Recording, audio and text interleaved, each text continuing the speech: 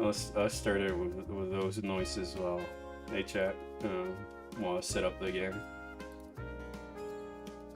Look, I'm not complaining at all. Okay. I love it. I wish this will happen in real life, but Gandray is on top of me. Yeah, I mean, here I'll fix it. I just want to let chat know I'm not complaining. I actually enjoy this. Aw. Hey everybody. It's me, Albert from the Orpheon. Give me 5 minutes while I finish something in some other game, and then I'll get into Prime 4 real quick. It went longer than I thought it was gonna go, and I was just doing this on my pre-stream. So what's next? I'll just stream it. I think everybody already knows what it is. There we are. Oh no, El Gato. Immersion ruined. Come on, cat, please. The cat. There we go.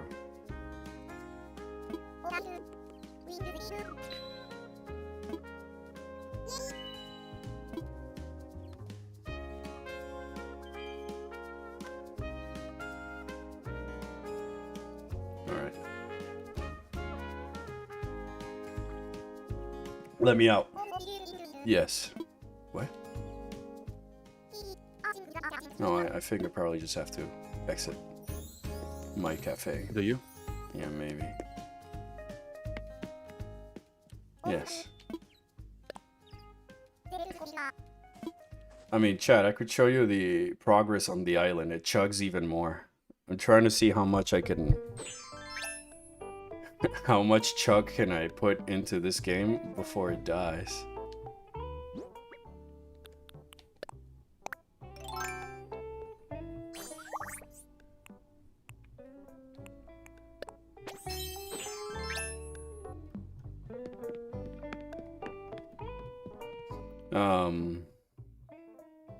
Yeah.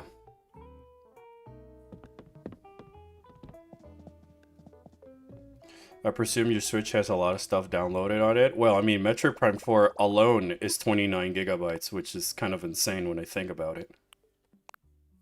You know.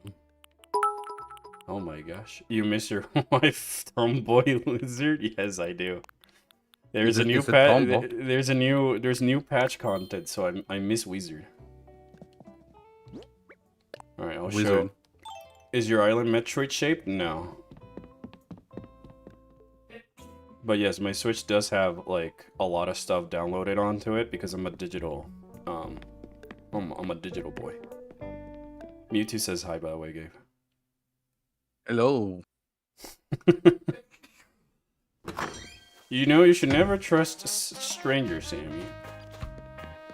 What's the logic of disrupting a Federation training mission? They're pirates. How could they resist a price like that? That never would have happened had I been there. Then it's a shame you weren't. Huh? Oh, I gotta go back to my island first. Lead the way, Wilbur. I recollect your character's outfit. Thank you. Yes, it's my outfit. I also would say, chat, that I don't really think that Beyond is quite like Corruption, because Corruption had more platforming, a little bit more exploration. The main similarities I see is like the more linear story progression and the Federation focus. But even then, we had like the lore, the detailed lore of the Elysians, the Reptilicas, the pirate homeworld, the Norian itself, the mystery surrounding the Valhalla, you know, and how all of those pieces actually built to the Phazon abstract cosmic horror. And this one is just we put green energy and we fucked ourselves. Distinctly right. I'm just explaining this entire stream to be secretly. I'm just expecting this entire stream to be secretly about Animal Crossing. I mean, it can be like that. It can be like that. I don't really mind. Borderlands 2 with all the DLC is only 24 gigabytes. Yeah, but that's like a 2010 game, you know? It's like expecting Skyrim to also be like a lot. So the fact that Borderlands 2 is 24 Hopper! gigabytes is Yes! Sorry. I got it a new villager. shows how bad the optimization and compression was during that year. Because Helldivers 3 is 25 Yeah, I gigabytes. mean, I've seen a lot, like Xenoblade X, and all of its content is now like half the size that it was on the Wii U. Mm-hmm. Persona 5 Royale is 40 gigabytes. Alright. I'll show chat the greatness of Chuck Moria, as I like to call it now.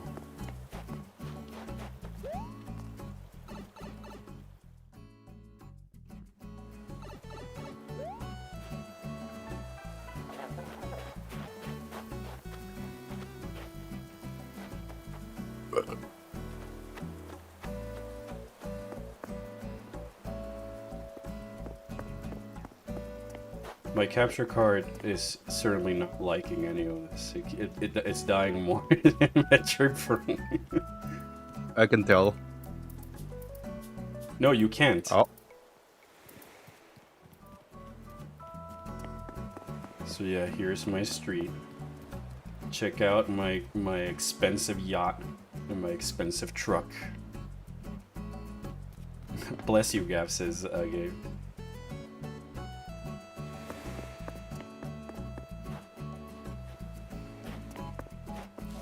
People are literally saying I have crappy taste in games because I said bless I like you? before. I mean, I think you can still like the game, but I don't think that necessarily the game is good. I think it's good in the sense that like it's a functioning game and it's doing all this other stuff, but I don't think there's a vision or a message there. There's a beginning and an end, but there's no journey. And it's about the journey, you know? It's about. Oh my gosh, Your look at it, wife. it's chugging now. I'm not even near Chug Mountain and it's already chugging. It's so funny. My capture card just quit. I mean, Red Chat, you can like it. There's nothing Yeah, wrong yeah. about liking the game. It's just that you could also be aware that the fact that the game did not accomplish any of the things that sort of told us it was going to be. Honestly, Chat, I'm gonna be honest. Prime 4 is not a good game. I feel like it's not an really good. okay game. It's a mid game, even when you remove the things about Metroid, because it's just hallway shoot. And there's no enemy variety. Like, I feel like you could play Doom. I miss your final Honestly, boss yeah. capture card. Alright, so here's the reason why my island chugs. I built this mountain. This is an artificially made mountain that comes alongside my artificially built waterfall. So this all used to be flat. There was nothing here, and then I one day said, "There shall be this," and I started building this. I'm trying to put QR codes in the island so that way you can scan it and kind of learn about the lore of the island, because I have written some lore pieces about it.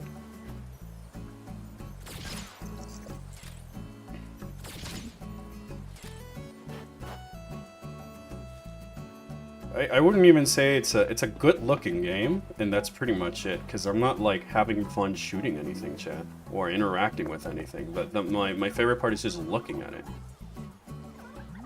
It feels Chat, like I see a lot of you saying that it's not a good Metroid game, but it's a decent game. I'm like, not even.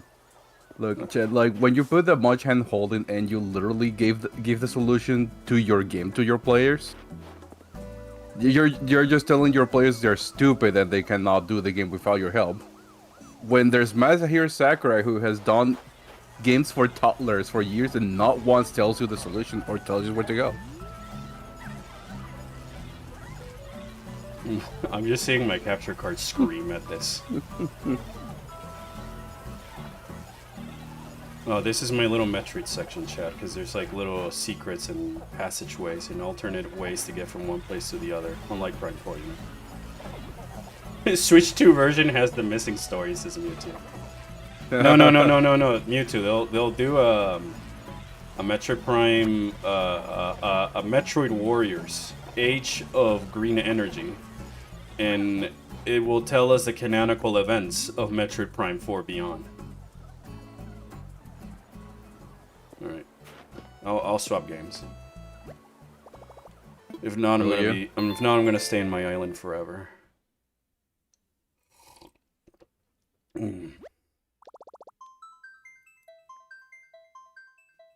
Let's go to Phase on Mines. I mean, Great Minds.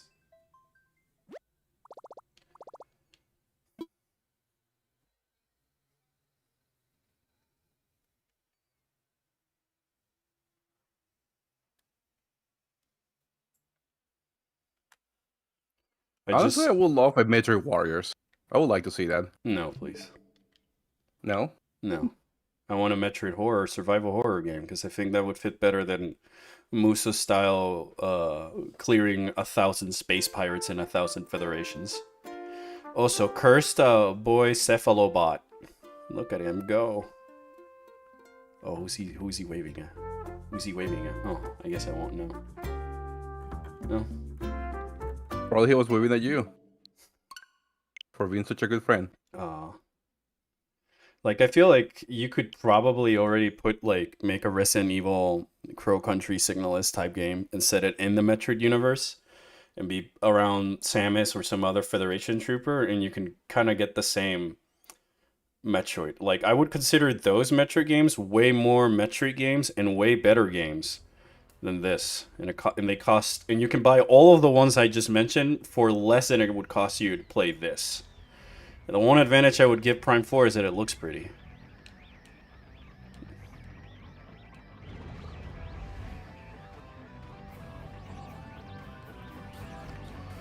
Into the Phase on Mines. I mean, Great Minds.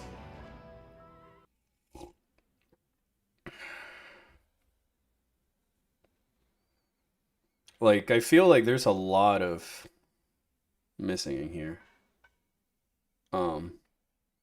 For me to consider I'm having fun, aside from the game looks pretty, it's working, and I'm walking forwards and shooting stuff, but there's no substance. Like, I feel like I'll be done with it and then not want to go Never going back to playing. Yeah. I mean, I think like even Corruption had a better take on making a Metroid game feel more cinematic with the both environments and world building and the lore, but also like the cutscenes and the little details in the cinematography and the details when the characters talk to you that focus on just giving you hints of who these characters are. And the love. Yeah.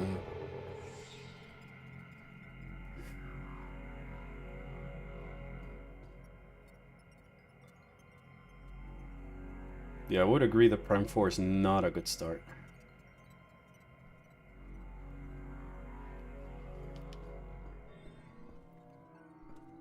Like, it, 30 DLC 30 smackers when? I don't know. We give Nintendo a couple of years and then they'll sell us Prime 4 Ultra, Prime 4 and Ultramon and Ultra Sun. like, if this is the result of the game, it makes me wonder, what the fuck was the original version that Nintendo said no? Yeah, exactly.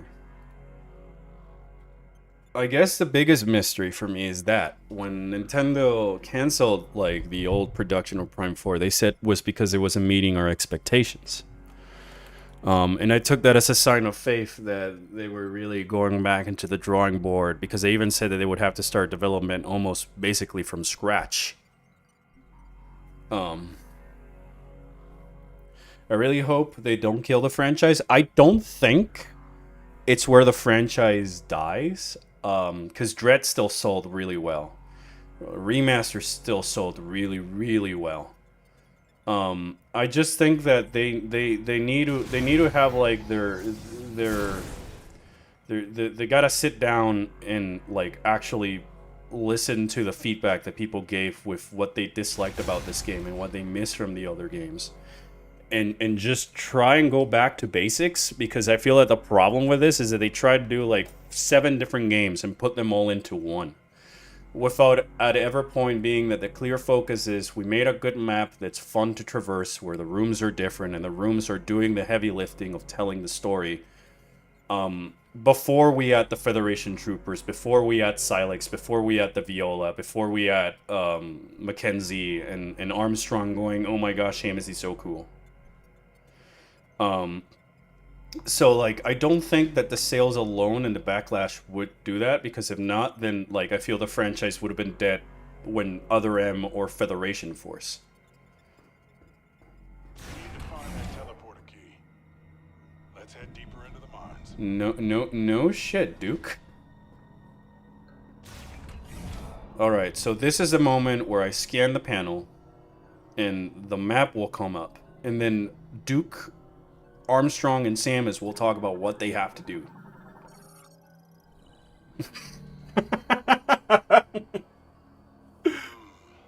Hey, no puede ser. Without the elevator. It's like, I know this because it's the 4th time it happens in this game. It's updating in real time. It's the same thing that happened when we were in Ice Belt in Volt Forge. To the lower levels of the mine. No shit. Oh wow, the Phazon Mines has 3 different sub-levels, like the Phazon Mines in Metroid Prime 1. Whoa!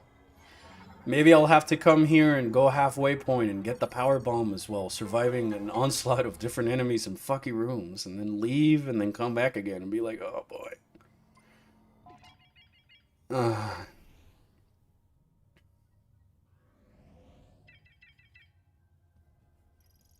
Crystal extraction.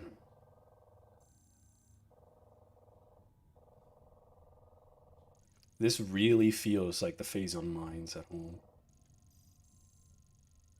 What are these rooms? That's just like a box. that's literally a box.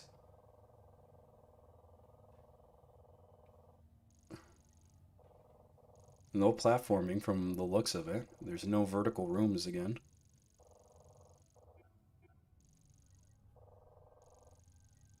Huh. Because at least in Corruption, it was like jumping from one place to the other. Alright. Come on, boys. Time for you two to die, but not die, because there's no stakes in this story.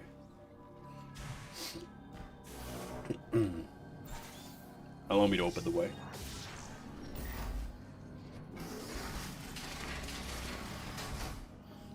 Also, keep in mind that my capture card is still being a pain in the butt, so I can't see anything, and I'm relying on the delayed feed and audio. You're not Andrada. I don't think Andrada would even want to shapeshift into either of you.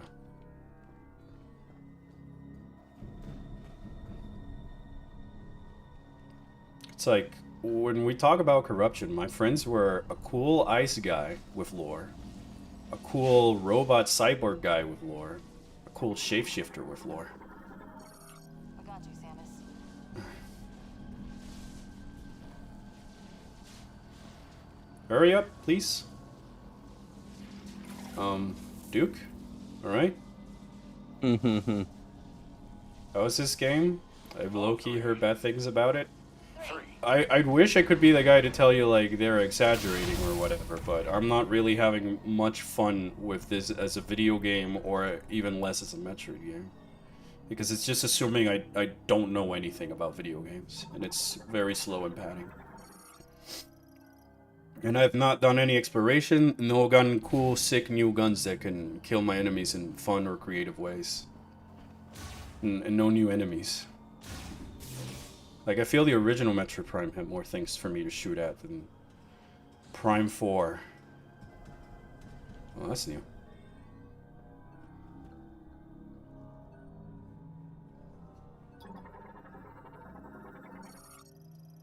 Enhanced gate lock unit. Gate sealed by an enhanced lock mechanism. And its alloy are extremely durable and effectively impossible to destroy with ordinary firearms. Can be removed if struck by an explosive or exceeding its threshold. Alright, so power bombs or super missiles, because those are the only 2 power-ups I don't have. Ooh. Mineral transport container loaded with ore. Damage to the rails caused it to fall. Alright. Hello, Gabe, Orpheon Sensei, and his trusty sidekick Albert. Insert funny last name and his wife Leisure redacted my wife. Hi, Brain. Well, I'm gonna try and see if my capture card can behave a little bit more today. Yeah, I mean, I don't really want to like lie to one of you in the chat. So like, as always, when I say this, it's always comes from a place of passion and love. And I'm the first one to been advocating for all the new ideas that we're giving in the teaser trailers, and I embraced Mackenzie with open arms and an open mind. But like, no.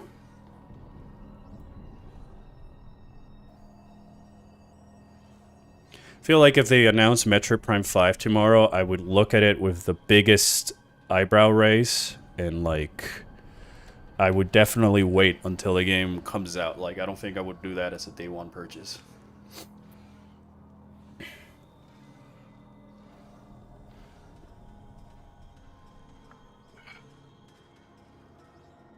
Like, what's the point of having the space pirates at the intro and not putting them again in the game when I'm only fighting Cybots, bigger Cybots, what are the others? Maintenance bot, bigger maintenance bot, and Grievers.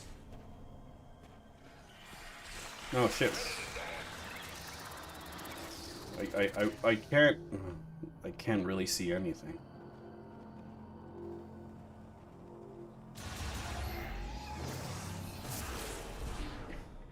Prime 4 is like a toxic relationship? Wow. That's a way to phrase it. Oh wow. That's a big ass drill. What's this huge thing? I like how I looked at it, it's like, oh, that's gonna be a big drill. And Armstrong was like, I wonder what that thing is. We're in a mine. Oh my gosh. For the new capture card fund. Thank you, Mewtwo. So Albert, why was there a big teleporter explosion that exclusively only teleported like 6 people, 1 robot, and a bunch of trucks, no pirates or anything? I was hoping for the game to tell me about that, to be quite honest. For me, the opening was a lie and has nothing to do with the game we play. Yeah, agreed. I mean, they literally got me in the first half, Chief. Not gonna lie, you know, in all those trailers. I was the first one going like, no, chat, we should probably give it a chance, because like it's like when the original Prime came out and people were like, no, it's like Halo or whatever.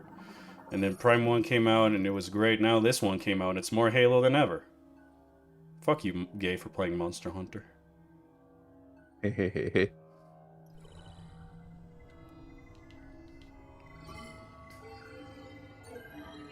Like, where did all that Galactic Federation rubble come from? But not the Federation troopers presumably inside. Alright, the better question is, there's a big barrier around the Chrono Tower. How is the Chosen One supposed to go in it? Is it the teleporter keys? No, I don't think so, because at no point... You don't say, Duke. It's only been 1 minute and they're already giving me the answer. So, like, how am I supposed to, like, go in? How will Lamore know that I'm the Chosen One? And will my capture card work? The last one is probably a no. And the first one probably isn't no either. Also. Yeah.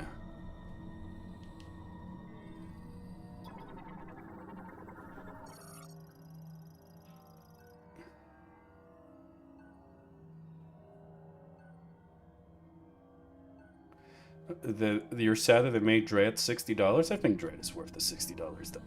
Honestly, yeah.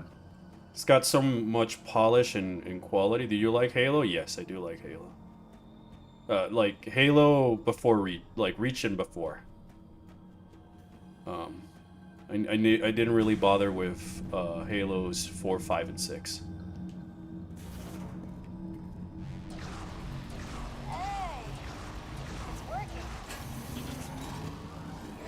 Nice work, Samus. Now let's get this baby into position. She's supposed to get inside. It's got an explanation. All right, so it's at least got an explanation. That's it. Like the reason I justified Dread being the money is just because of all the Just need to aim it. the graphics and stuff that goes into it. Making 3D assets is way more expensive than making 2D assets. You gotta rig them, you gotta UV texture them, you gotta give them materials, you gotta light them properly, and all this other stuff. So like, this one, however, I do feel like $60 is way too much. Samus, you're up. Because at least Dread, I feel like it has replay value between the sequence breaking and the mobility and like the different paths that you can take. Well, in this game, I'm just like, eh. The psychic abilities got a lot of hate, but I like it because it's used for both puzzle solving and combat. That's like the bare minimum of a Metroid stuff, though. Your power-ups serve for both combat and exploration, but even here, like, I feel that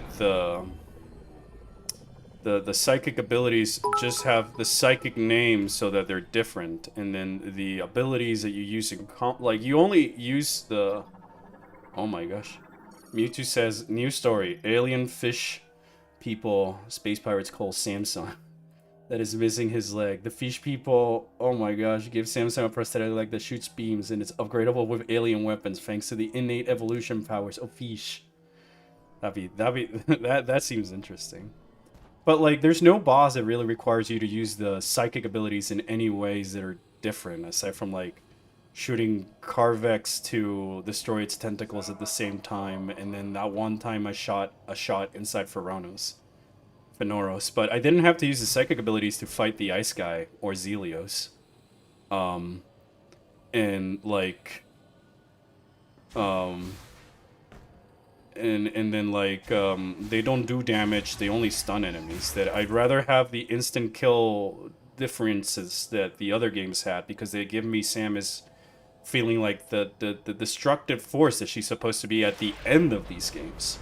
So I don't mind it so much in the early game, but like, when it's the end game in like the other Prime games and all the other Metroid games, you usually have a way to clear house because they're throwing stronger enemies at you.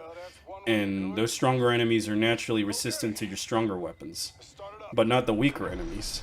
So like, there's no enemy, there's only one enemy that like it's like the orb, the summons the 3 other orbs that requires me to use the psychic abilities. The rest of the time is just optional. And like, there's no like ice beam combo in the original Prime, or the wave beam from the other one, or the plasma beam instantly annihilating. Oh my gosh, they're in the walls? Like, I feel Prime if you want to know how abilities are used effectively in a Metroid Prime game, just play the first Prime one. Like, there's no boss that makes me use the Morph Ball. You know, the most quintessential Metroid ability. Alright, hold on.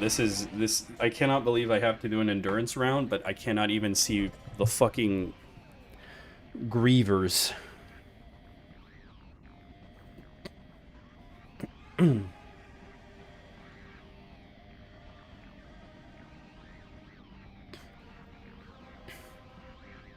feel like Samosa is unfazed because of how disappointed she is with her new game. But like, you know, even like a Prime 1, you had like Thardus, where you had to use the thermal visor and then the morph ball to dodge out of the way, and you can use the morph ball bombs to deal secret damage to it. And Flagra makes you use the morph ball bomb, and the Omega Pirate has like the barriers and all this other stuff.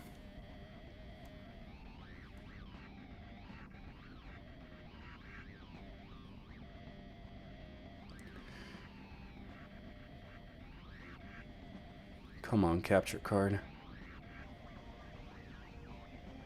I just want to like Prime Force so bad, but everything is making me not like it. Then I think it's just a sobering moment where you have to look at yourself and be like, is this really what I wanted? Is this really something that is as engaging and fun as the other games? And not be afraid. Is this really the game? And not afraid that the answer is no, and you don't like it. There's nothing wrong with that either, Chad.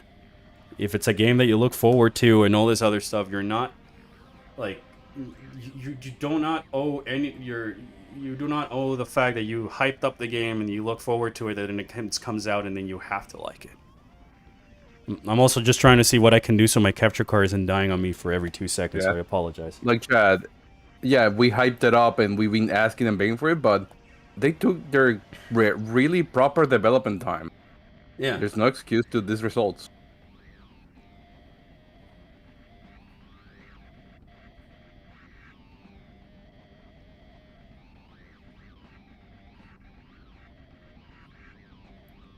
Oh, come on.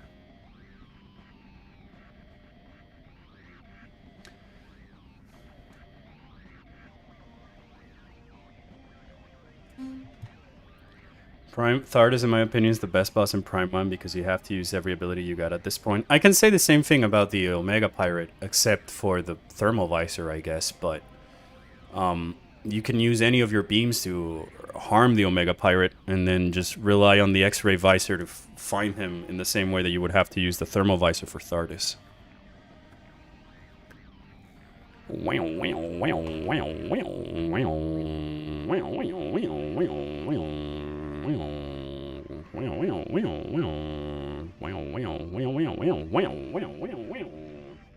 Sorry, I was copying the song while I fixed my capture card. I saw some comments saying you can chug your side bombs at bosses for great effect. Not something I ever tried due to awkward bosses. I tried using it outside of the Silex boss fight, and it's kind of okay. It's not as fun or powerful as I thought it was going to be, probably, given the fact that it takes a while. Come on.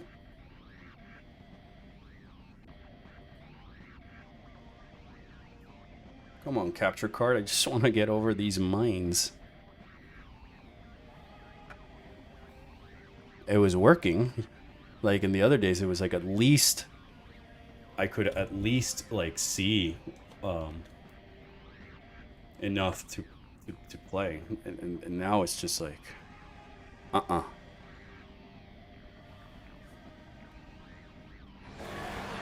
Fuck it, I'll wing it. Or I'll try to wing it. I don't know if it's gotta do with the fact that there's so many grievers.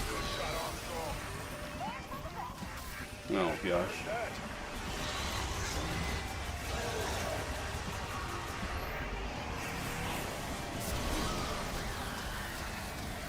If it looks like I'm firing at like random stuff and not dodging, again, I got delay. Because I my capture.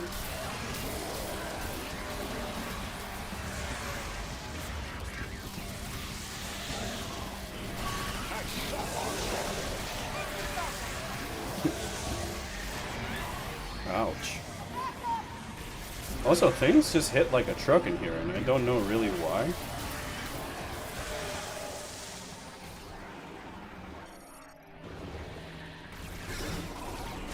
Oh my gosh, hold on guys, these grievers are different. I couldn't really scan them.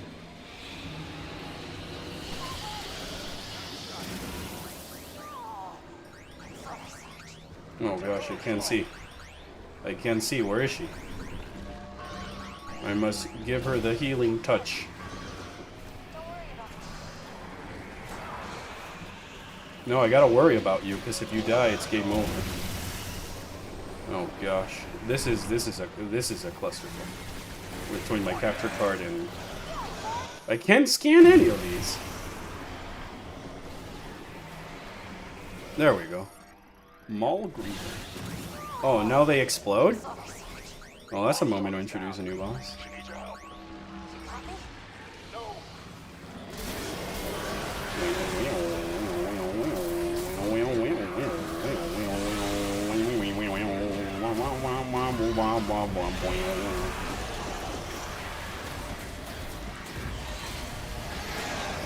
Right, it's completely black on my screen now.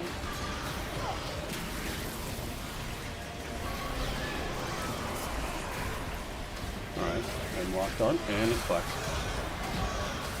It's black. Still black. It's black.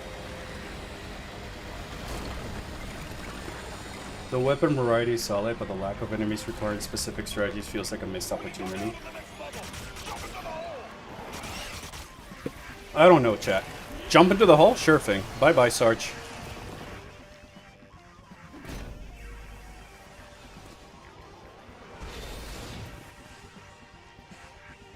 All right, old man.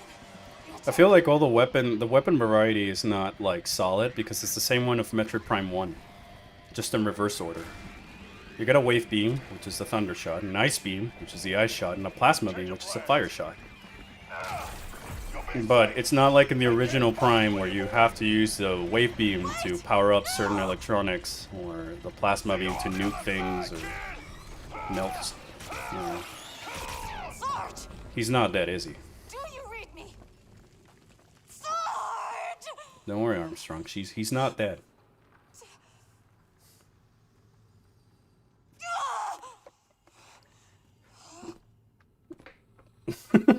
It's just the way Samus reacts to nothing.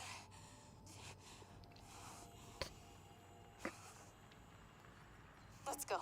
Not to mention, Metroid Prime 1 also had enemies like the troopers that notified them, or the Chozo ghosts that were immune to all the other beams, so you had to use like the power beam in their missiles. Yeah.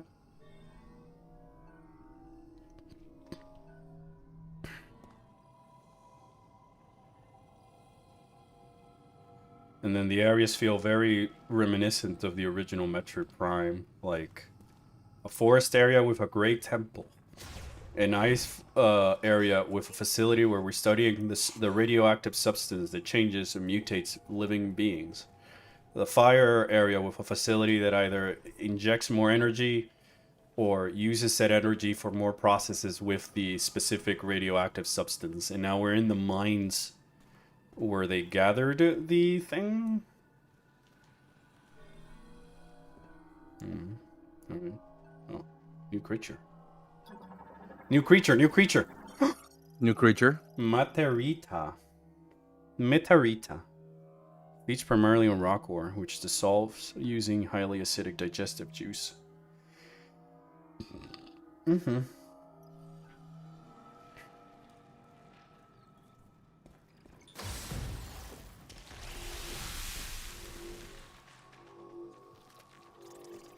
You also remember the Prime one had like the invisible drone guy that you could use the wave beam to kind of home in and track and stuff.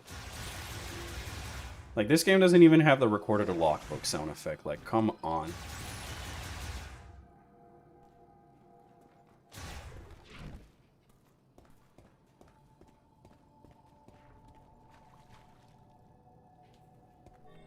Green energy crystals. Lightweight metal of moderate hardness, but cannot withstand explosive shock. Easy process. Alright. I don't like the sound of that. They'll be fine. Maybe not. I've alerted the horde. And they just come out of the walls. It's kind of funny. So the Lamorns know how to they can just like dig holes, I guess. Yeah.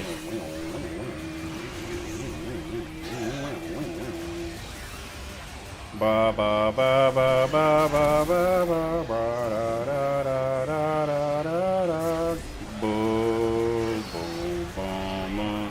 Ma na ma ma ma na na bur bur bur ma ma ma ma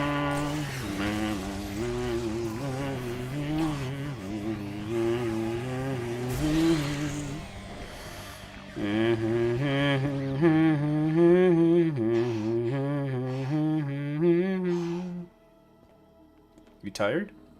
You can go back up if you're tired, little baby. Little Armstrong baby. You can go back in your surface. It's all fine. You could stay with Mackenzie at base.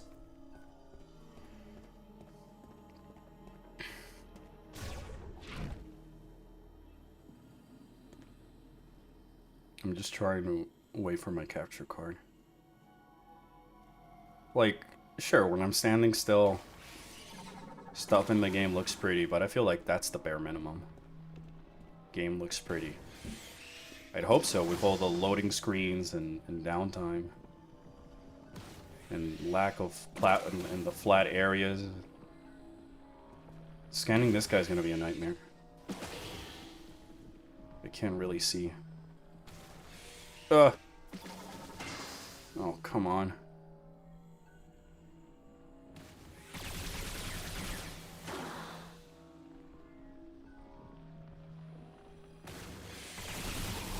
Fucking Armstrong, I was scanning that guy.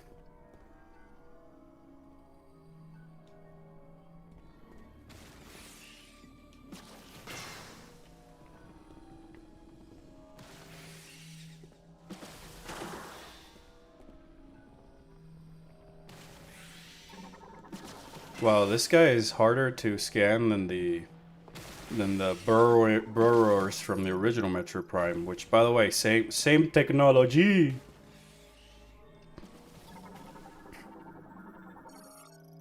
It's like this game had 6 years, yeah, after the restart of development. That makes me wonder what happened.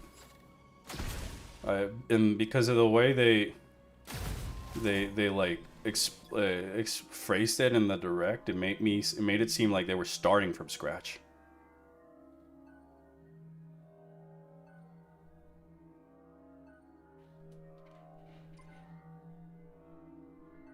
I also don't like the psychic visor sound effect. I find it very I don't know, annoying.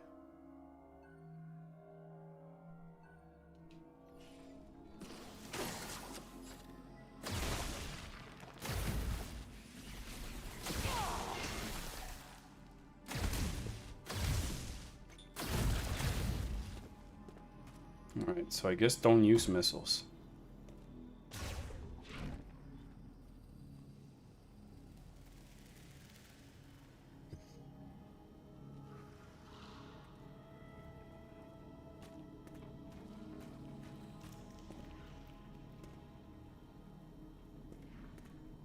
This game would be much better if they give it a retro in the first place. I don't know anymore, chat. I don't know about that. That seems like Schrodinger's development cycle. Yeah, no. Because they said that they started development from scratch. So it might as well Yeah, been so- like they gave it to retro and they started from scratch from the beginning. They did actually. And then they went Like, through a full year development cycle. So I don't know what you're talking about. Like this game is like this because of retro. Yeah, this is... Like we cannot just keep blindly praising retro. Yeah, we cannot just blindly say it should have given to retro from the first place, but like... because like they had a different developer and then they said no to that developer. And then they gave it to retro and they said that we're starting development from scratch again. Yeah. So... The only thing you really will keep from this The kind old of development or this kind of things, it will be the models. Yeah, I mean, also, I know that Retro doesn't have the same team as before. Like, don't get me wrong. I never really... It's been 17 years. You really think that these guys would stay in the same company after 17 years? It's more that they wanted to do like a AAA Halo shooter game. And then slap the Metroid exploration and well, quote-unquote exploration, because there's none. And like... power-ups and what have you, so that it would meet the quota of it being a Metroid game. Only psychic energy in the form of diffused oscillation blast. I don't think I have something like that.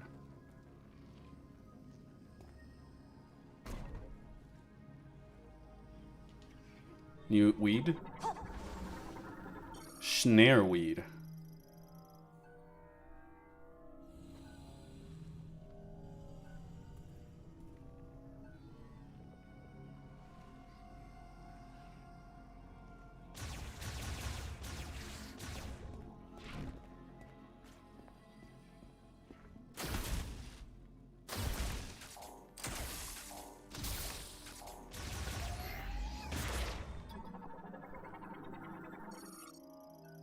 Bond organic material are highly flexible, which can be punctured with sufficient physical force. ram it.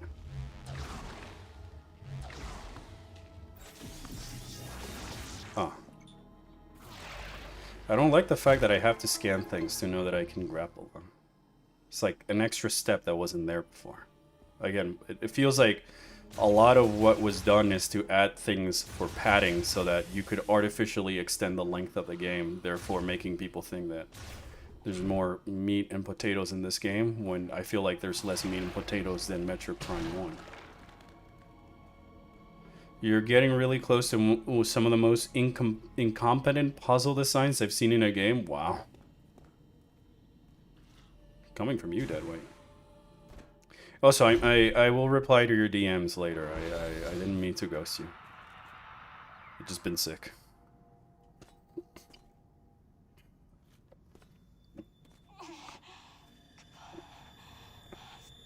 No. I've got to get a hold of myself. Oh, is she getting corrupted? Buckle up. I won't quit. Sarge wouldn't let me. We can do this. Yeah? Ah, you sweet summer child. Oh, okay. New enemies, yeah. Even though they're just recolors of the other enemies that I've been fighting, you know?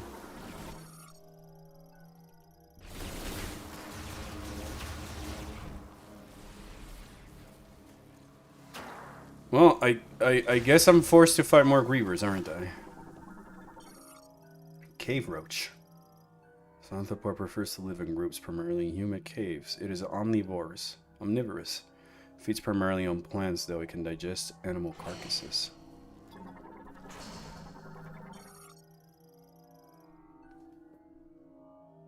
Lamau, I think you're halfway through the area already. No way, right?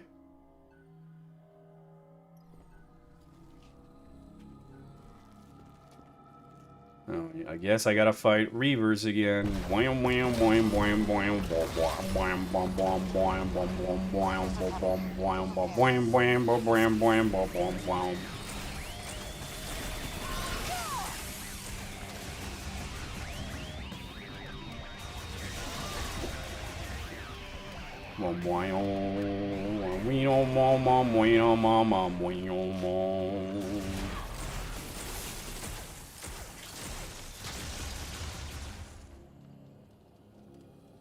Does that guy just chill? Did the AI broke? Ollie?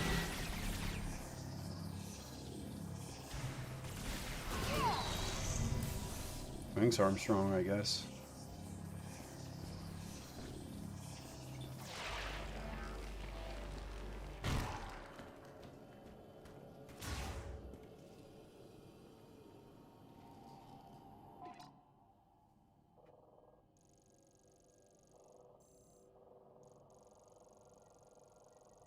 No, I'm not. There's still a lot of the mines I haven't seen, I guess. Cucarachas ya no pueden caminar. Porque le falta, porque no tienen un mapa principal.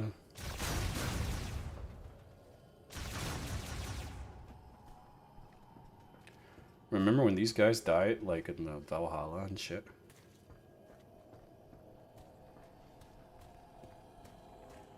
Looks like something's back there. Whose footprints are these? Yours. Oh,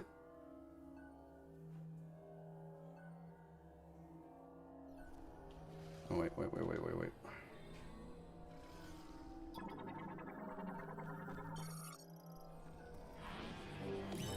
Alright. I'll be back in a bit. I'll Sure do a real quick grocery. Ah, no, for go my ahead, mother. dude. If you gotta do your stuff, go do your stuff, man. Alright, I'll be back. See ya.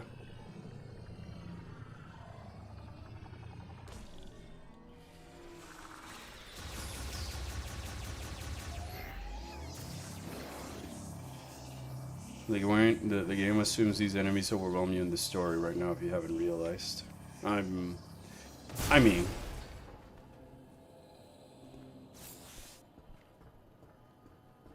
This looks like our way out. But how do we get through?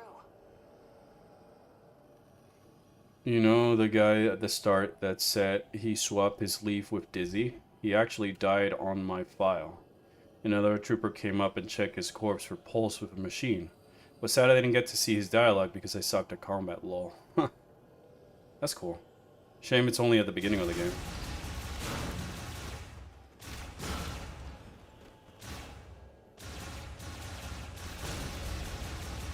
Health pickups? This game really starves you for health. I feel like that's the other reason why it's quote unquote hard. Is that the game doesn't give you a lot of health pickups, and when it does, it's usually the 10 or 20s. There's no blue or orange, even though each Griever slash is like half of my energy tank.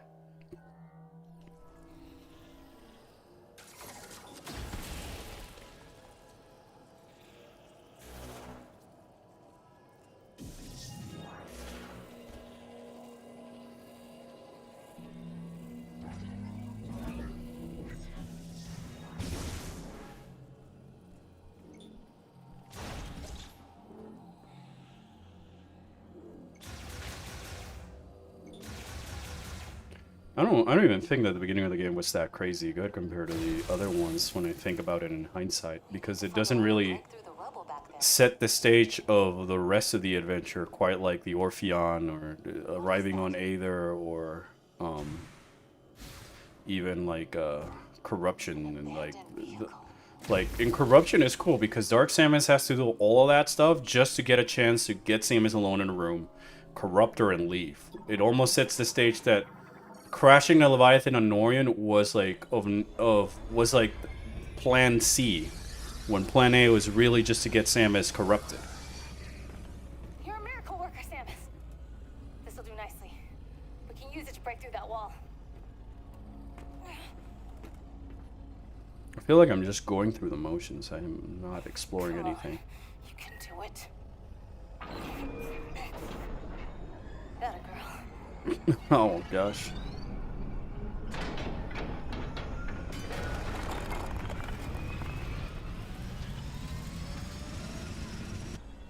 Here we go. This'll do.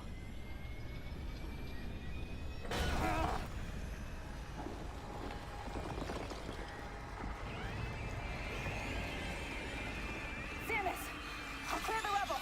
Just keep them off me, okay? All right, second endurance round in the same area for real? Cover me while I clear this rubble. They couldn't come up with anything else. Not like, all right, this thing is destroyed. We gotta find and see a way that we can get the thing to work within the mines, Samus.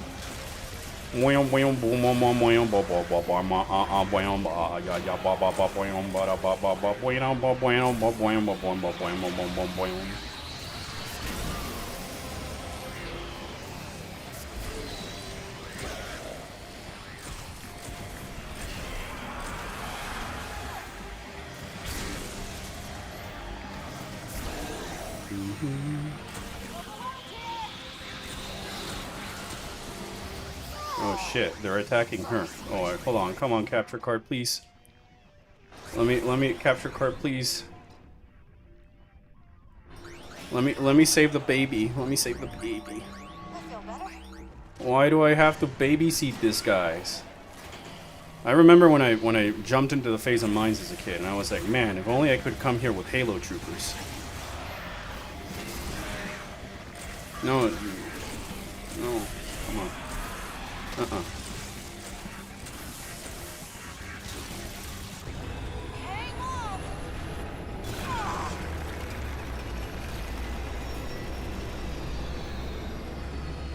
I'm just trying to see how this journey is leading to the destination, but I realize that there's nothing really in this journey.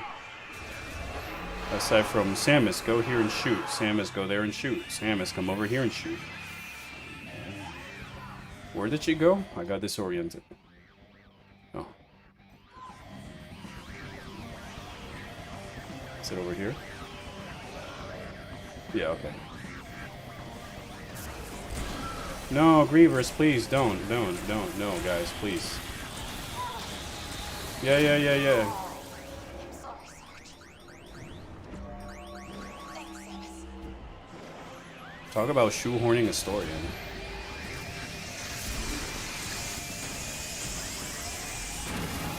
So the Lamorin also predicted that the Samus would be their chosen one would be accompanied by some Federation troopers.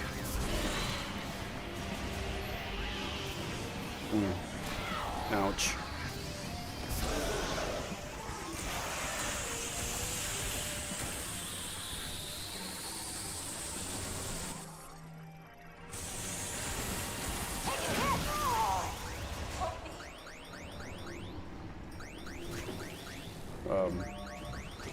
I thought I was holding the trigger.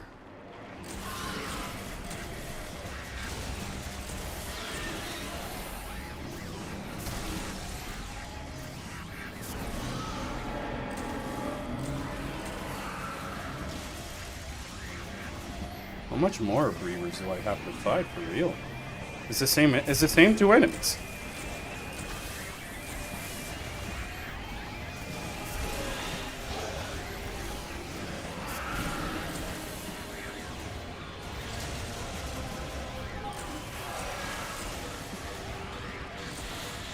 I don't know, Chad. I feel like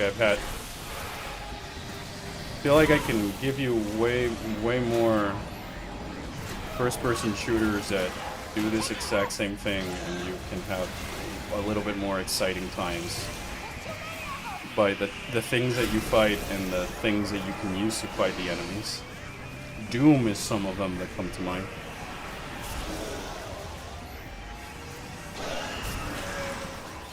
Oh gosh, I hate the fact that I gotta babysit her on top of all of this. And she's like in the way of a scan. Oh, no puede ser. Yeah, well, I don't know how many the developers intend me to shoot, Armstrong. The fact that my capture card is like acting up doesn't really help us, man.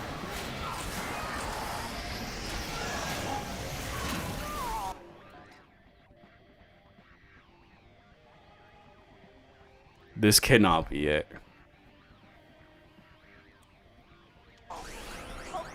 This is not Metroid, man.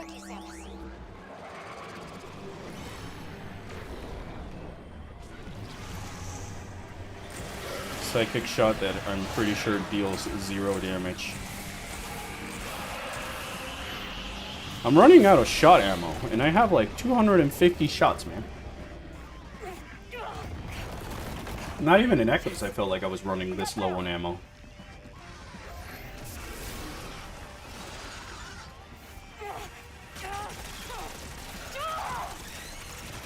We said you when we told you to take a break last stream for a reason. Yeah, I can see why. Thank you so much. I feel like if I kept going after Fenoros in the last stream, this would have just completely broken me. None of these guys are gonna die. I know the stories. Like, there's no stakes. It's a zombie. Metroid became a zombie game. A zombie apocalypse game. Armstrong, no. Find that key, Samus. I'll keep them occupied. No, Armstrong, I'm Samus. No, no puede ser. An honor serving with you. Oh, gosh.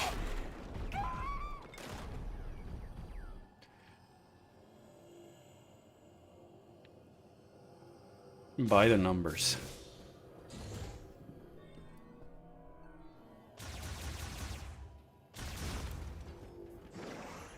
Perhaps Armstrong was the chosen one all along. I mean, that could be a thing, but then they gave the psychic stone to someone wrong, and I guess that the big finale would be that, like, Samus gets exposed to the green energy and then she'll mutate, because I have the psychic stone, but I wasn't born with it. So if I'm playing by the logic of the game's story, I should turn into a Griever at some point.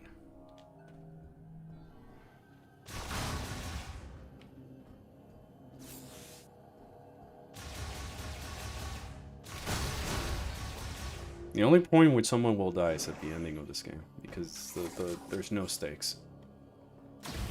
Like, if Gandrada, Gore, and Rundus were in this game, none of them would have died.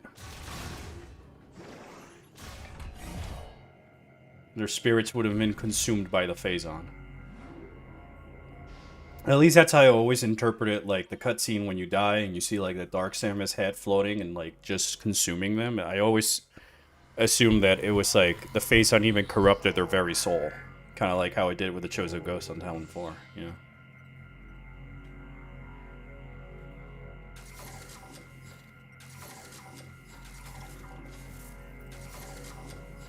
It's a shame because I really do find this to be ultra cool.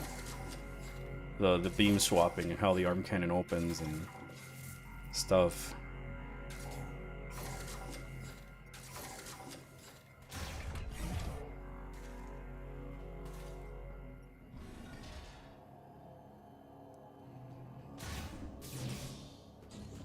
Alright. I see another of those things.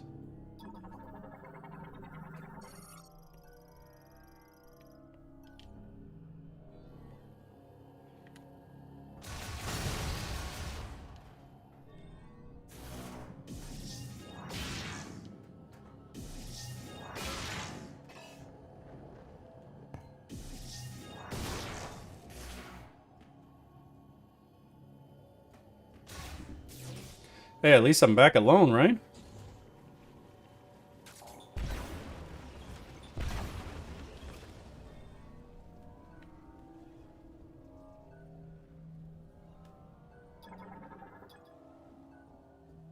Come back. Yay. Wing the lizard? It's just wing lizard. Green energy, and now we have winged lizard. Lizard.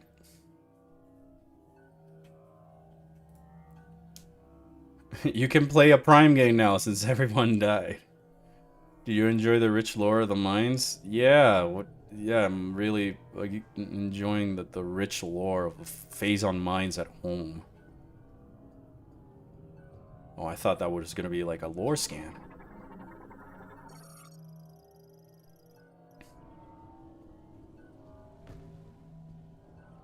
I mean, all I say is that the original Metroid Prime had like a shitty development cycle. It was like hell. Yet somehow at the other side came out like this crazy game with way more lore. The more I play this, chat, the more it really feels like the Force Awakens of Metroid Prime. I don't know if that makes any sense or if... Like, it feels like a soft reboot.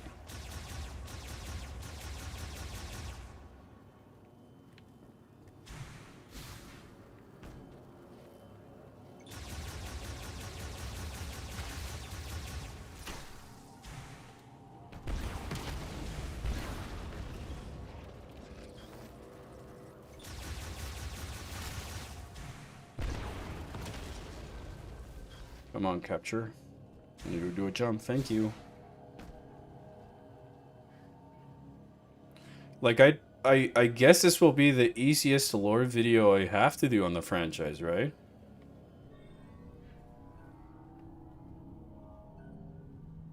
I thought, like, Metroid 2 was gonna be, like, simple, but this is a whole different level. It's like 12 hours.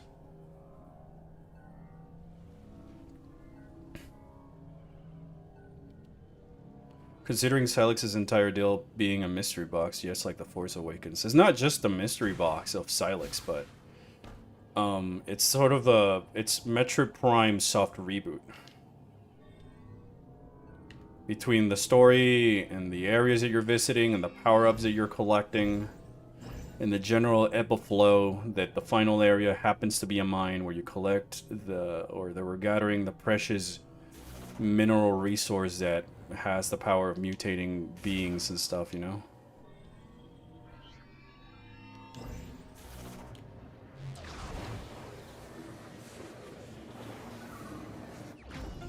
Oh wow, that was an item. I guess.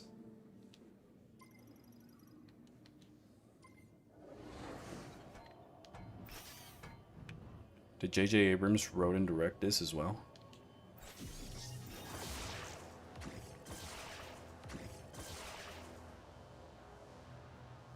This is like the one new mechanic that is actually pretty fun and pretty creative with the spider ball.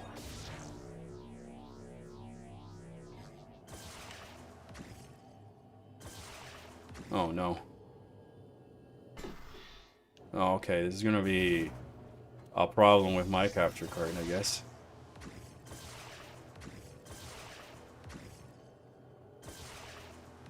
Engage. Make it so. I've been watching a lot of Star Trek The Next Generation. I'm sorry, chat. Yeah, the game is basically like, it's like if instead we got remastered, we got a bad Metroid Prime remake. Yeah, it kind of feels like that. And I hate to say it. Like, I hate to be this guy. But, like, pretty much every other Metroid game that I played has left me with a sense of wonder and, like, excitement just by the early portions. My mind just, like, consumed. No thoughts, just Metroid, you know? But this one, it ain't doing it, Chief.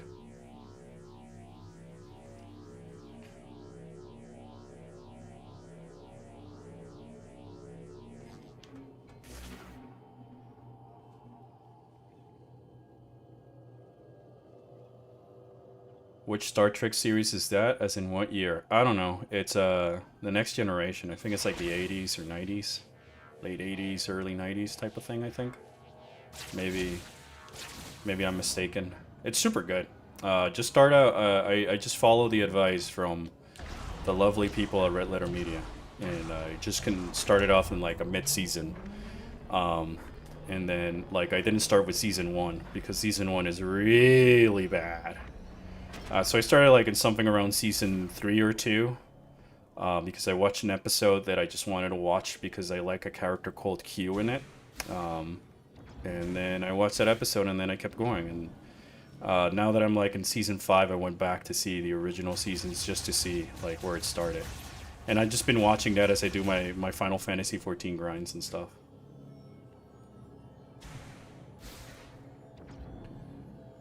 Yeah, with Patrick Stewart and Ben Singer and the others.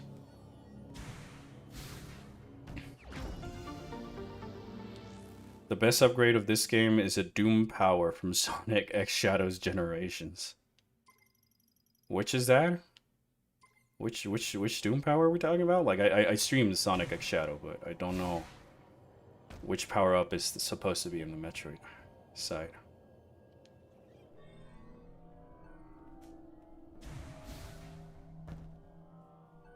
Where is my lore?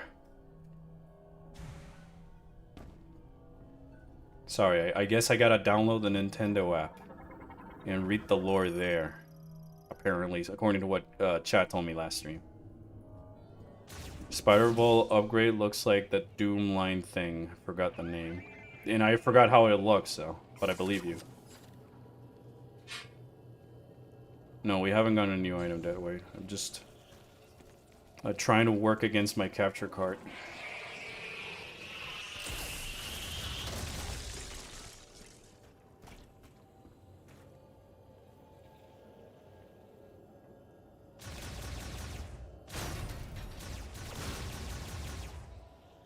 I know he doesn't make for the most interesting gameplay, but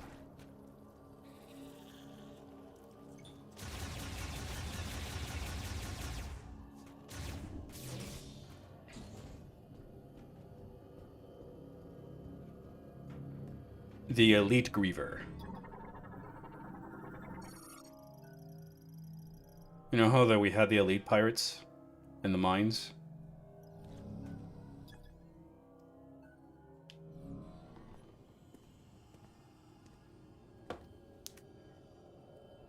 I think chatter is talking about the Doomorph, the squid form. Ah, okay.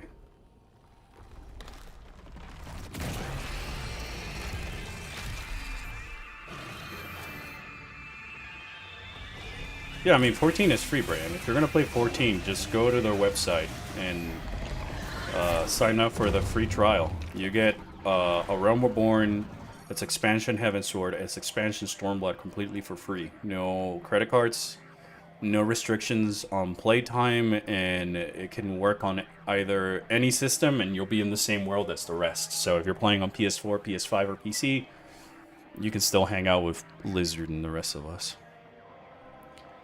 So this is just like the Elite Pirates, a bigger Griever.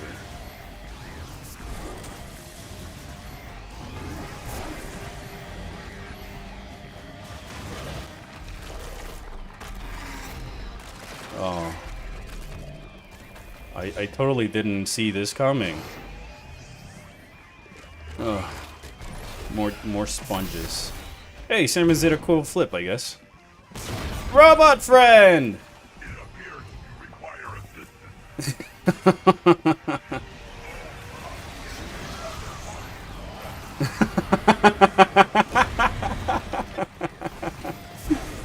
Oh, View. I like you. If it were only you, I think the story could be better focused and fleshed out with the Federation people.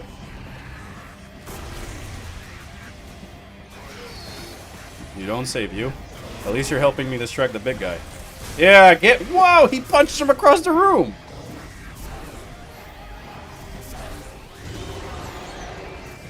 Get him. Yeah! Punch him again, dude! No, not View. Come on, Captain Kirk, hold on. It's pure black. I think View punching the guy across the room was too epic for my capture card. Wow, that was so cool!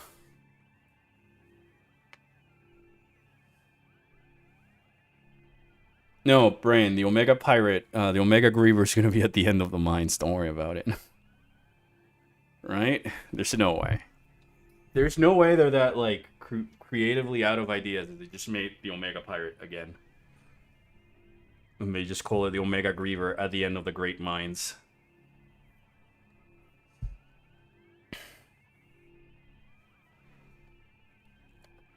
Come on, capture card. I gotta go save my robot buddy, who I might also have to babysit.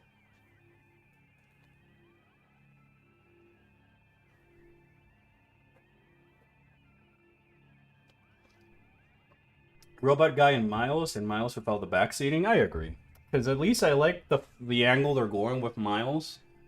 That he's just like really just an average Joe who happens to be a techie and all this other stuff. But if he's not backseating me, he's just waiting at base camp. Every once in a while, maybe I have to go back to him just because he's in the way. Then fine. But it is a bit of a letdown compared to Dread Samus's animations. Yeah. I don't really know why in the Metroid Prime trilogy there was this progression of Samus becoming much more animated and expressive in her body language, and now we're back to being Metroid Prime 1 stiff again. And I don't know if my capture card just decided to die for real this time. Oh. Come on. Please. I have to unpause the game and try and save the robot, because if he dies, I game over, right?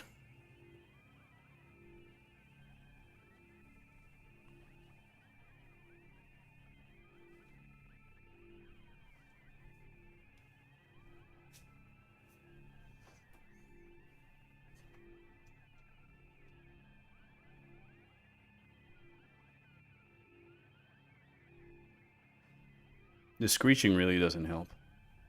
The Grievers.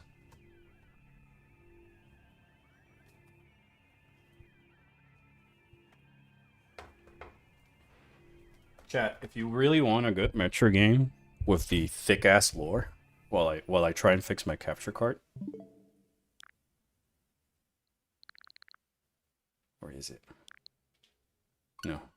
I mean, yeah, you could just go play Metroid Fusion.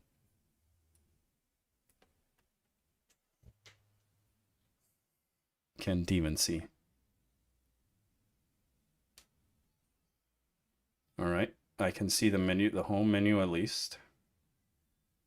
The Griever music is so bad. Yeah, I mean, I was thinking that Yamamoto really hit it out of the park with the OST at the beginning at the very least. But then I sat down and I started to listen to more of the soundtrack. And oh, man, there's a lot of music that I wouldn't put into like my MP3 playlist from when I'm writing, aside from like, alright, I want some ambience, I guess.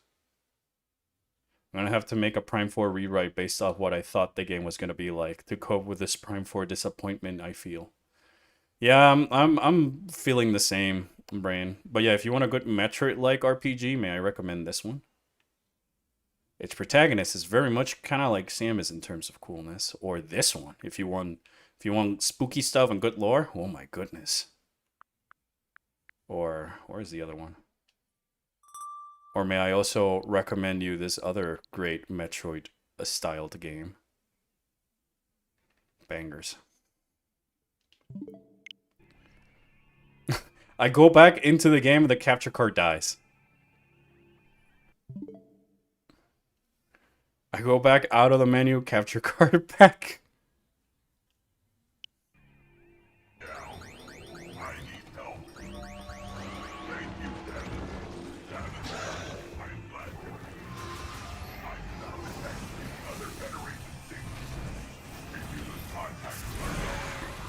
Yes, they died. I mean, no. I mean, yes. Thank you, View. Honestly, it should have just been you who came down to the mines with me.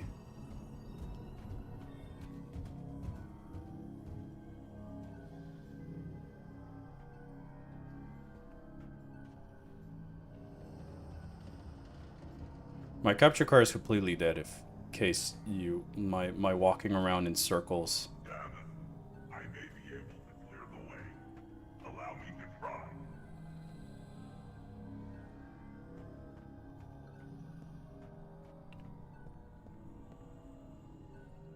How do I get up there? I say as I'm playing with a delay. Oh.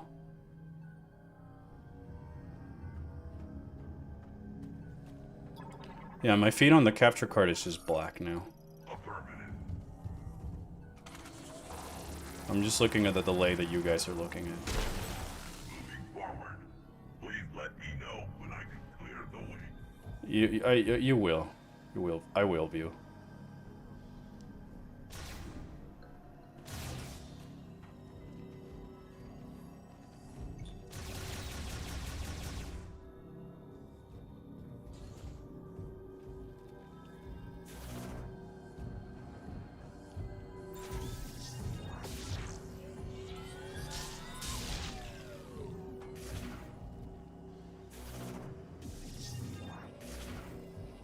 And so many hallways, yeah.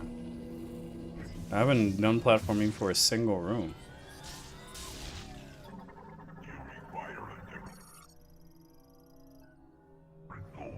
Thank you, View, but I kinda guessed that. I need a bigger bomb.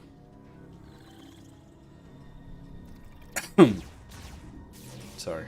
Still recovering from that, like, flu. Doing much better today, though. Oh. Well, isn't that a power-up if I've ever seen one?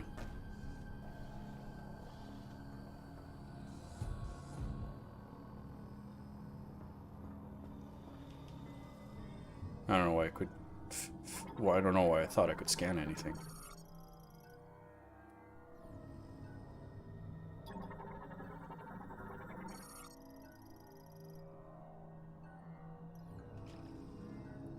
Well, I guess I gotta alert the Horde again, don't I?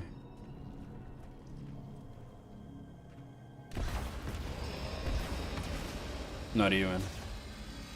Lol, so I alerted the Horde for nothing.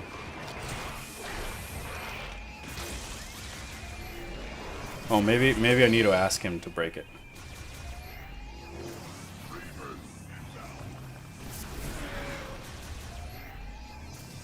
Reaver eliminated.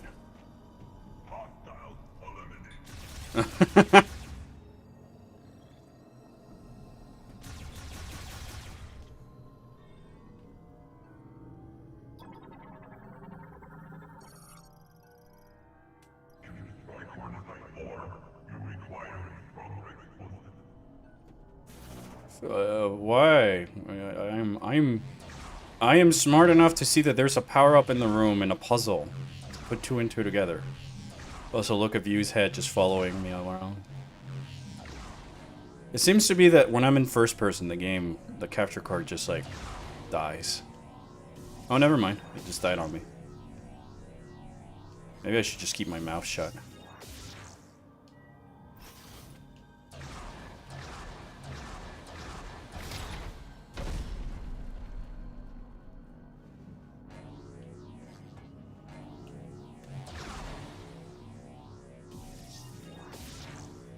I like the robot, but Mackenzie, Duke, Armstrong, and the sniper guy need a whole ass rewrite. Yeah. Part of what I don't like about the other ones is that they just feel like, oh, one-dimensional. Or I know only one aspect about the characters from the way they talk to each other and Samus and... Like, if they didn't do anything in the story and I had to go read the log, it's one thing. But when they're already active participants in the story, you'd expect for the writing and all that other stuff to be the characterization. Hooray!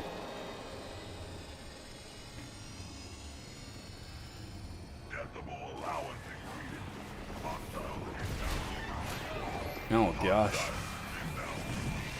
Yeah, I can see them, View. Help me out, please? Thank you. Yeah, he shattered it! Wow, he's kind of cool that way. And I like his voice. Beep boop, beep boop.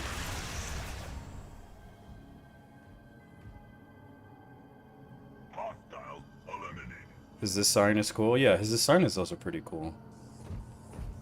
I like the big chunky robot with the big like articulations and stuff. If you find a weakened section of the casing, I may be able to assist in destroying it. I like the way he talks. I like the way he processes information. And when it's like a humorous line that he says, it doesn't feel because he was trying to make a joke or a quippy thing. It feels like, alright, Beep Boop is saying what's going on, you know?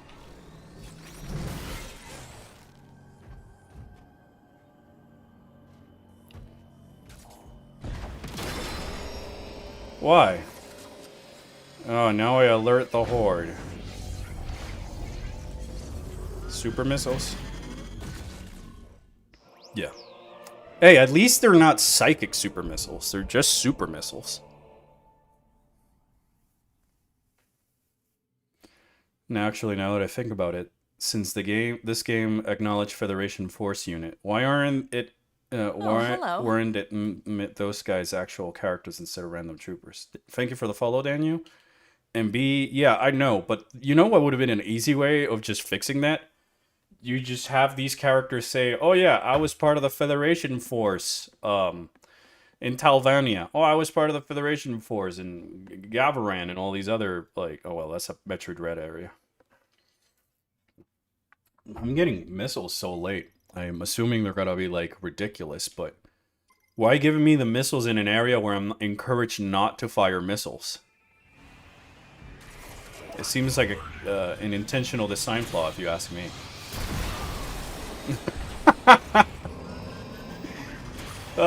Please clip that. I wasn't aiming at the Griever.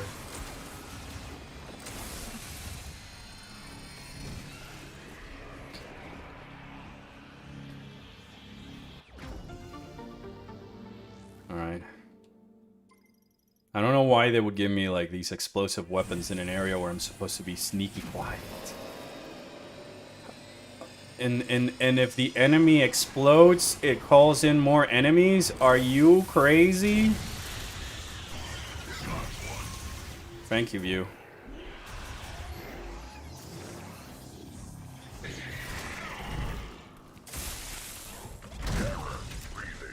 Oh. Temperature dropping. Temperature rising. Error burning. Invigorating. That's kind of cute. Thanks for the juice. A shock a day keeps the engineers away. That's probably the best one. I do not require additional energy. Topping off my battery. A shock a day Alright, that's... keeps the engineers away. Friendly fire. Keep and desist. Correct your fire. I like the fact that he says cease and desist. I feel like that's what Nintendo's gonna throw at me after I do my videos in this game. I'm so sorry, chat. I don't really mean anything bad to the devs or anybody who's making this game or anything along those lines, but man. I have nothing but the utmost respect to the people who spent so many grueling hours making this game.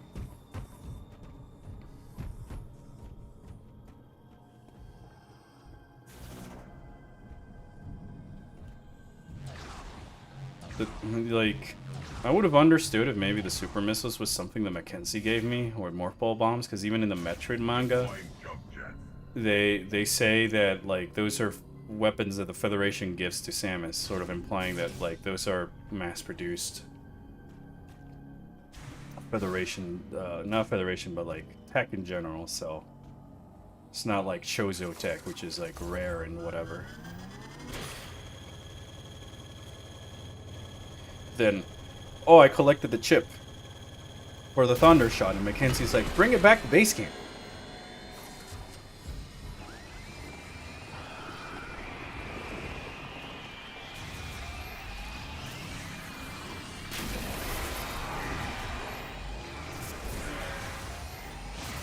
So all I do down here is fight Grievers. That's what I'm getting at.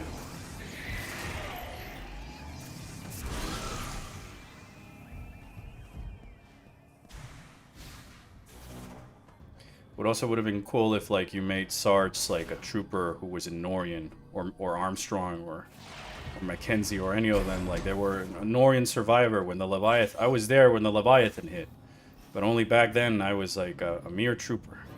And seeing Samus and the other hunters just dedicate themselves to saving our home made me want to do better and what have you.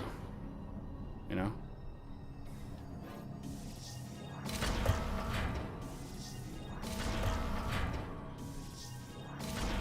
And that way you put in like some extra bit of lore and like you tie it back to the other gangs and maybe this other trooper had a family member from the guys who died in Aether.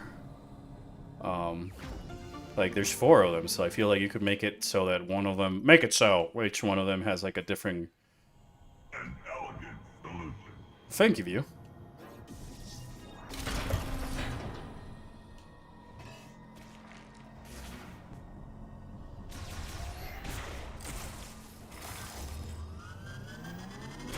Sarge was the OG leader of the squad of Prime 2. Is he? Because there's no mention of it in all the talking he does. And if... And wait, the troopers in 2 just die. There's no survivors. So if that's the case, how is Sarge here?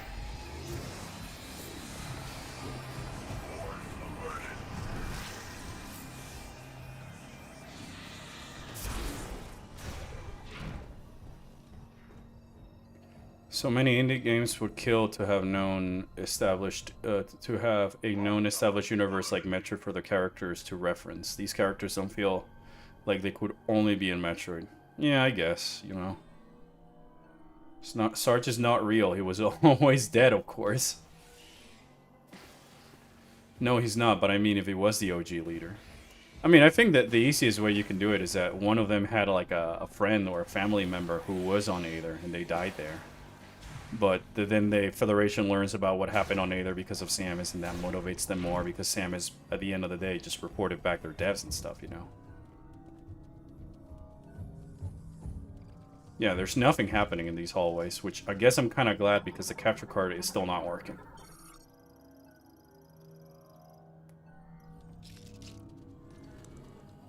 So like, when I go into the home menu, it's fine. It's perfectly fine. I was playing Animal Crossing and it was fine. I played Beyond.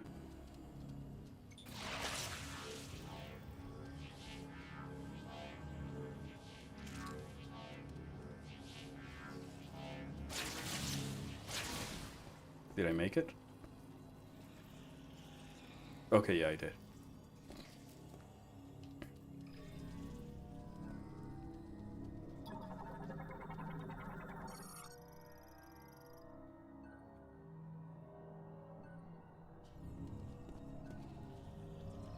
Well, isn't that a clue if I've ever seen one? Let's go in some more. What's a couple more Grievers, chat? I mean, what's fighting a couple more Grievers?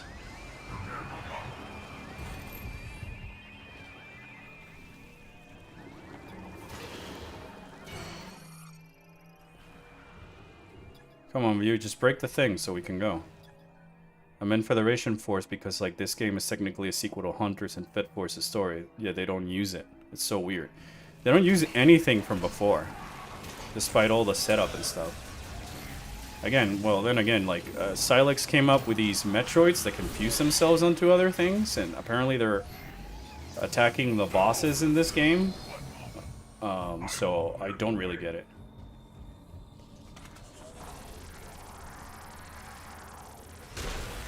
Yes, please also no backseat puzzle solving answers unless I'm asking for them. I would really appreciate it.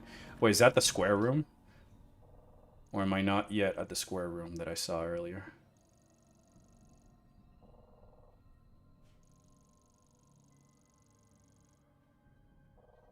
No, I'm not.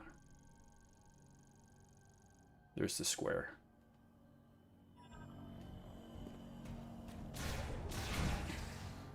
Metroid's in my Metroid game? You're asking too much. I mean, you can have a Metroid game where the Metroids aren't in there, or the main point of the story.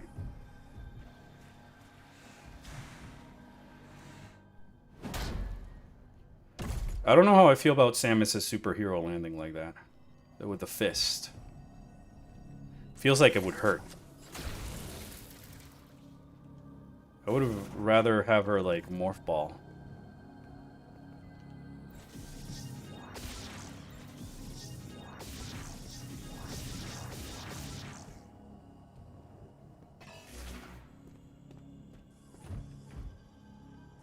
But what if I told you Tomboy Leisure? I'd be like, where's my bit?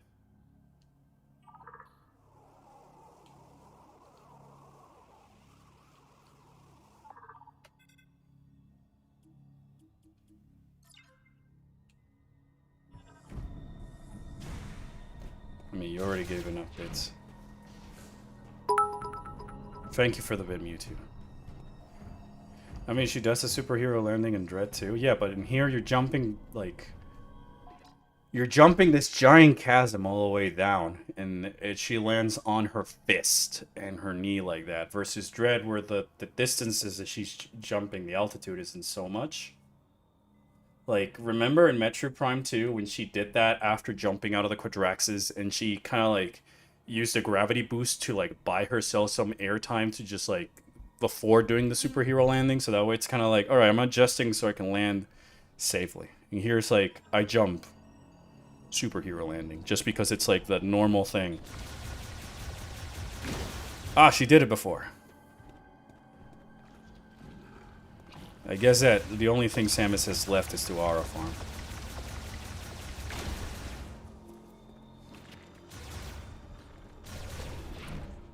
Tomboy cheer.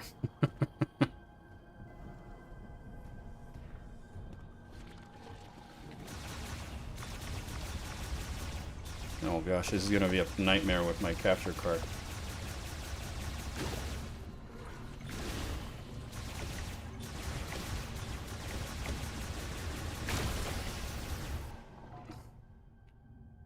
Come on, capture card. Alright, give me 2 seconds.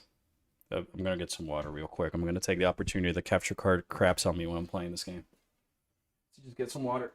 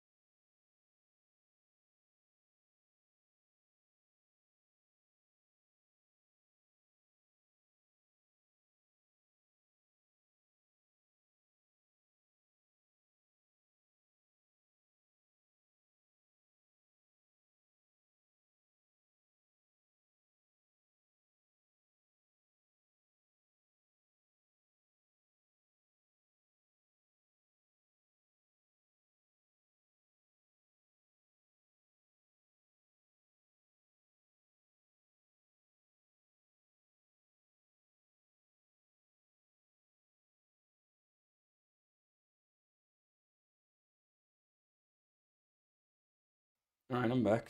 I'm just gonna try and kick my Switch dock, I guess.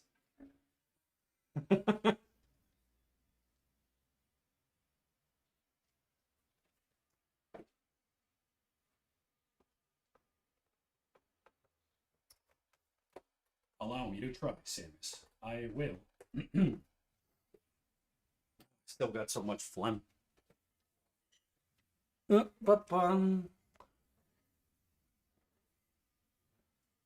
Hello, first time jumping in the stream, but I love your content. Oh, thanks, man. Really appreciate it. That really means a lot, man. I hope that you will continue to enjoy the future stuff. Haven't tried Prime 4 yet because I don't have a Switch.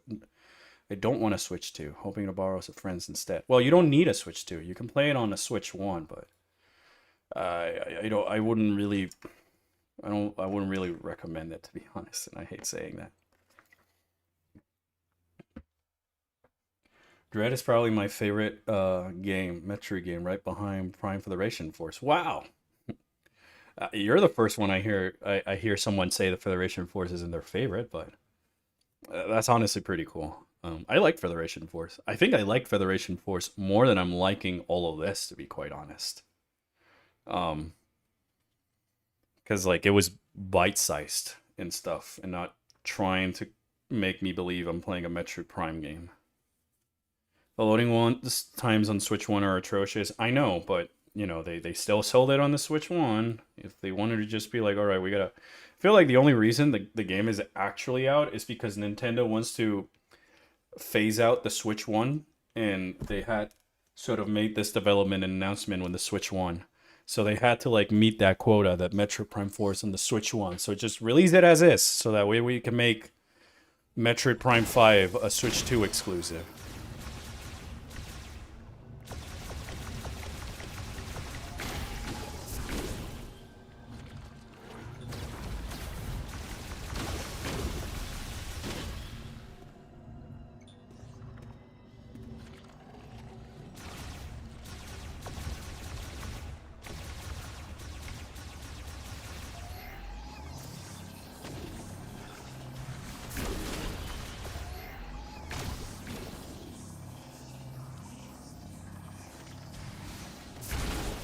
There we go. Here's a real question. Which is better, Prime 4 or Other M? Other M. I've heard the OSC for the overworld being locked behind an amiibo, and that made me very mad. Not only that, but like a difference from all the other Metroid Prime games. I heard last stream that in order to get the best ending, you need to have 100% items and 100% scans. Which I find ridiculous because the original trilogy only require you to get 100% scans if you wanted to have like the cliffhanger ending. You only needed like the 75% of items in order to get to see the good ending that has Samus taking off her helmet or whatever. So it almost feels like they're trying to pad this out for just reasons. Metroid Prime 4 for its flaws is not as offensively bad as like Other M. I feel the same. I feel like the other way around, because at least Other M was marketed as a different experience. And it was a different type of gameplay, and it was just being honest with what the game is about, and it's doing all this other thing. And here they set up this whole thing with Silex, and there's no story, and there's no cohesion, and the Federation troopers feel even more annoying, and they talk to me more than the ones in Other M.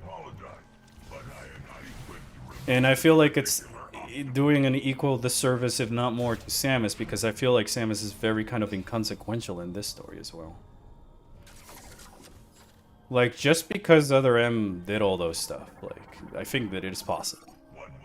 That I'm not enjoying my time as much in here as when I was doing Other M blind, despite all the things I dislike from Other M. Because now here's another endurance round.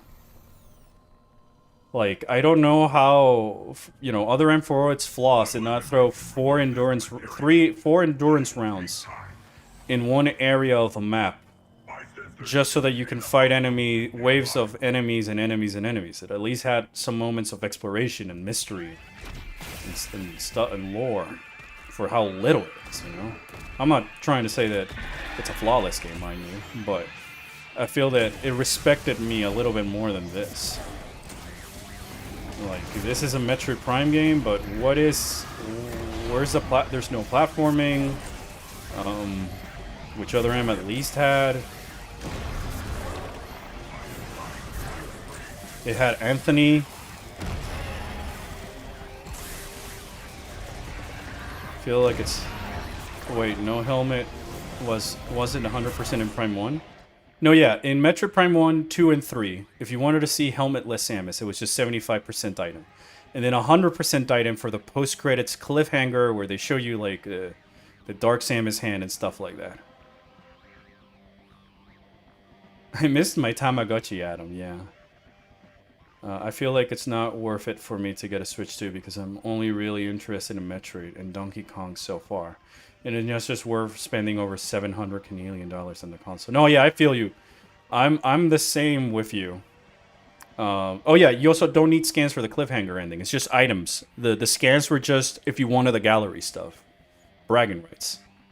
And I agree with you, like, in the Switch 2 systems are about like $1,000 over here. And Metroid Prime 4 was gonna be really like my vibe check to see whether or not I got the system. Because it's like the one game I was looking forward to the most. It's a Metroid Prime experience and whatever. But like this, I feel tricked. And I feel like a lot of the experience is much more of a shooter, first-person game.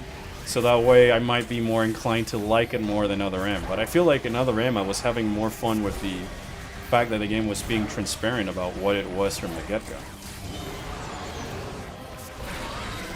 It felt like it was actually trying to offer something new to the Metroid world. Here I'm feeling like I'm playing Prime 1, The Phazon Awakens. Sorry, Green Energy. Green Energy. And that was endurance round number 4 for the Phazon Mines at home. Other M was just an interesting way to make Metroid in 3D. I think, in a way, it felt more like a 2D Metroid game than a Prime game. Heck, I think it had a better map design than Fusion. And the game actually lets me be free for 100% multiple times in the game compared to Fusion. Yeah, I agree.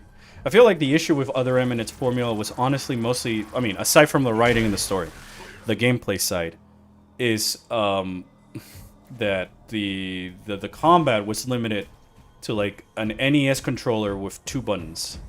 You're trying to control Samus and fight and have her fight in a way more akin to Bayonetta or Devil May Cry. So I feel like if they went back and did it with a Pro controller, I agree with you. Oh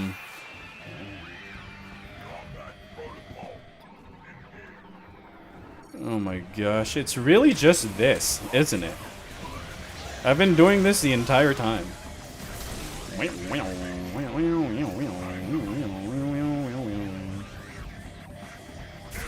Like, there was a vision in Other M, and I feel like it committed to that vision and that message and the themes. Was it the best at doing it? Absolutely not. But it wasn't trying to sell itself to you as the sequel of Metroid Prime 4, and then putting Silex in the intro of the game, and I'm 17 hours into the game, or how many hours? How many hours am I? Never mind.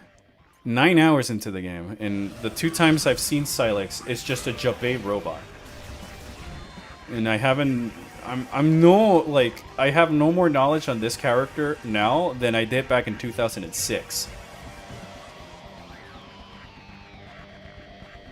And, like, you don't have the same type of environment rooms to interact with the enemies or weapons like in Doom or whatever. So, like, when I remove the exploration and I remove the platforming and the lore, all I feel like I have is just a shooter. That's not even a fun shooter because I could be playing Doom or Titanfall 2 or any of the classic Halo games for that matter. Or a horror game if it's like a Legion of Zombies, you know? Which is what I'm doing here. Like, I can't think of many moments from the top of my head that I might want to relive for this game.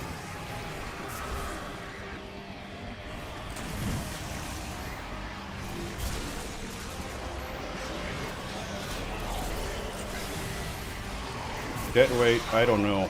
At least in Other M, I didn't have to babysit Federation soldiers. While a legion of the same enemies that I've been fighting in the past 5 areas is throwing in now yet another gauntlet at me.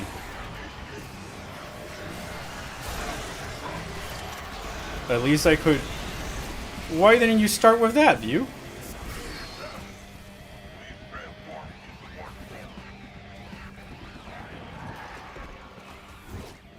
Yeet!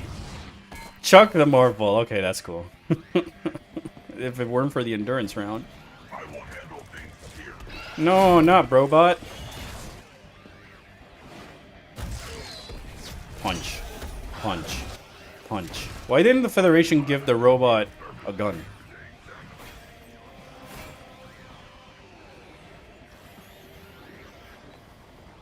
It's like, this is just a shooter game that's got a Metroid coat of paint. Call of Duty Halo 4 Metroid Prime Edition.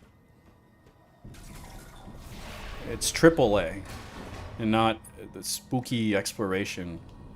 The settings might look spooky, and the general themes, but there's nothing to scan or anything that gives me the horror. It's like the more I think about this game. Oh, thanks for the hey, thanks for the $2, man. Mines are symbolic of the game. A downward spiral. Oh gosh. Oh wow. Yeah, I guess you're kind of right in that, chat. Like, say what you will about Other M. It wasn't hand-holding me as much. It wasn't asking me to babysit the Federation troopers and just go on a shooting spree. And from the beginning of the game, it was like, alright, this is different. It's different. It's not Metroid 5 Dread. And then you just buy it and it's Other M. This is Metroid Prime 4. And it feels more like it should have been called Federation Force 2. Because, like, at least with Other M, like I was alone and exploring and had the spooky atmosphere. And for being a linear hallway, at least some of the hallways had like more interesting designs, and it was trying to do something different. And I'm pretty sure that if the controllers wasn't just a Wiimote on its side, that the gameplay would have been something that a lot of more people would have been enjoying. And all this like. In here, I feel like, you know, between the fact that I had to babysit Armstrong, Duke, and now View in the phase on mines, and just going and shooting on the mines. And keep in mind that I also had to play babysit on the freaking lava area. And then I had to do a self-destruct sequence where I didn't have to escape the self-destruct sequence. Like, it was just, oh, here's a cutscene. Samus, no! And then fades to black and Samus makes it out in the bike, you know? And I didn't even get to ride the bike or anything out.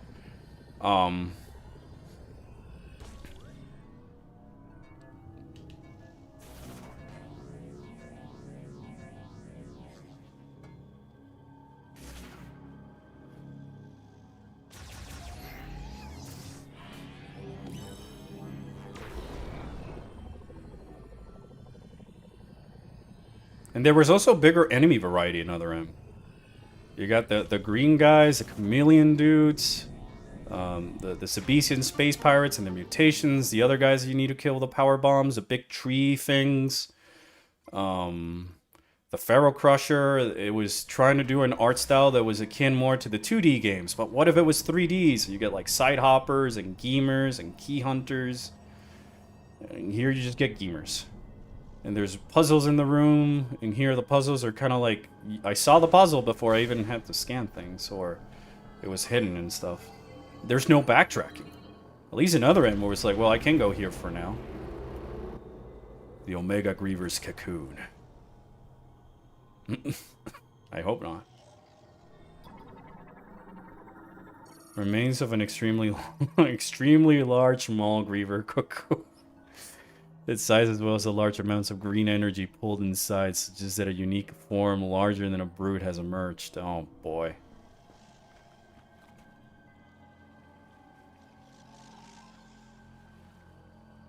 There's no backtracking. The maps aren't like interconnected and trying to tell a story.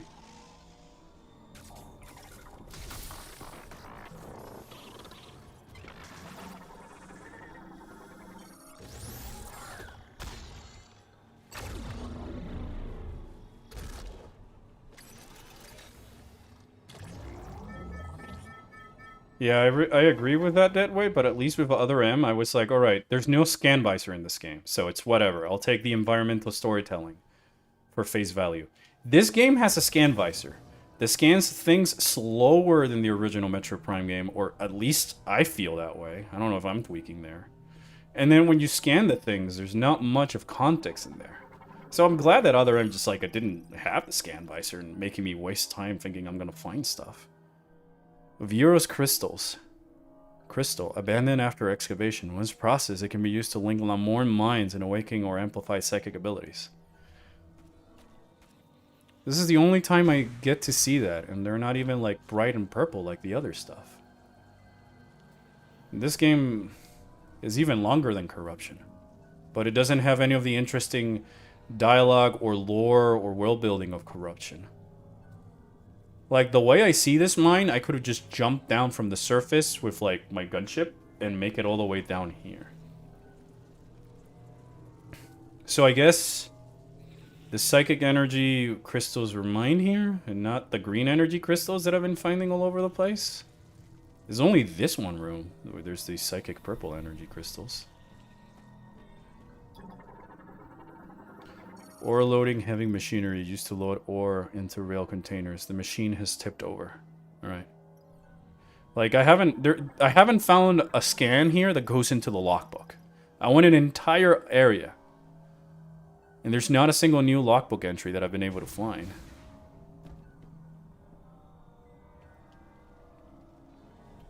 Only way a scan visor can work in the mainline Metroid is how AM2R did it. I mean, not only AM2R, but even like Ori and some other... I've seen other Metroidvanias that have like the same scan log as the... as in AM2R, but yeah, I concur.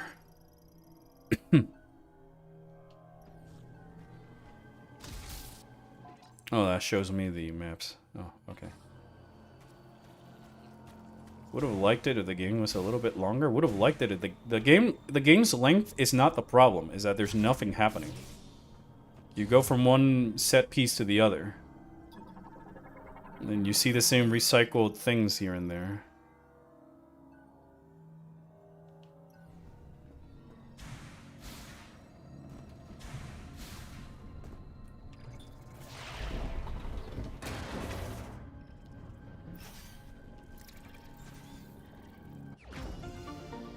Have you played Parade 2017? No, I haven't. Yeah, the game is long enough. I mean, it's 10 hours long. That's even longer than Corruption.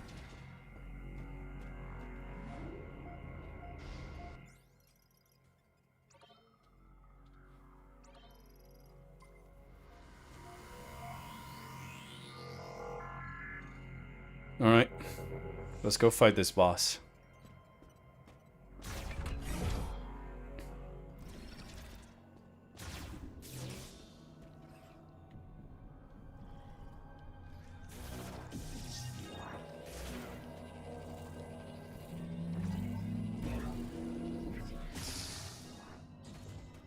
Surprised that worked as I intended it to work.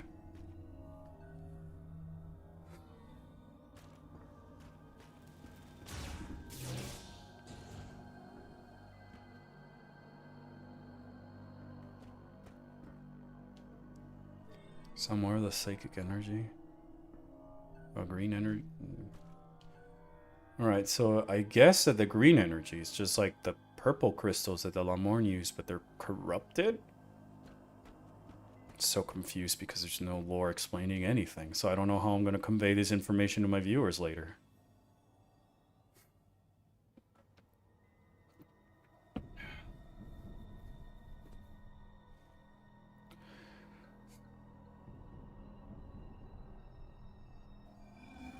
No, okay. Don't give me the teleporter, I guess.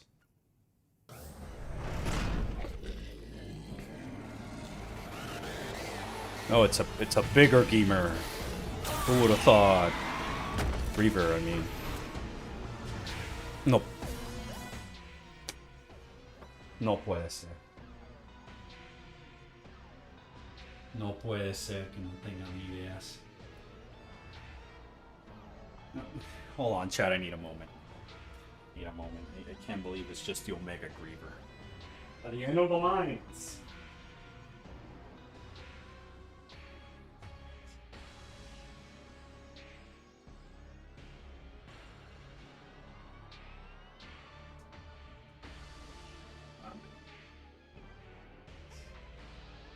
Chat, I just can't. I ain't got the strength.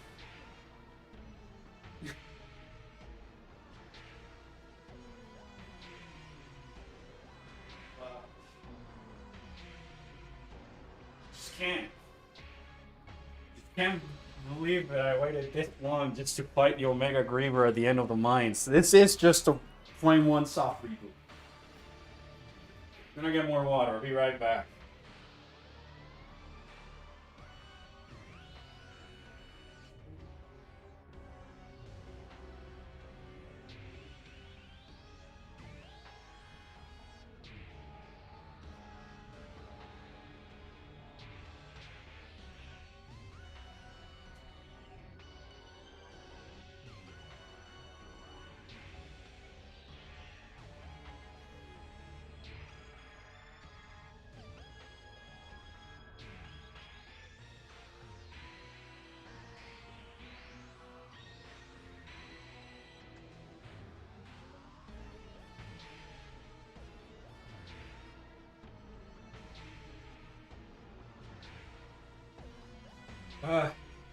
Alright. Oh gosh.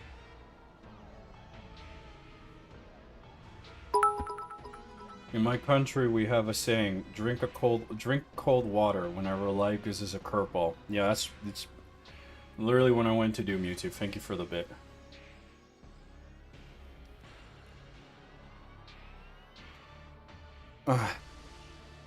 You know, when I said about Omega Griever, I meant that as a joke. It's like...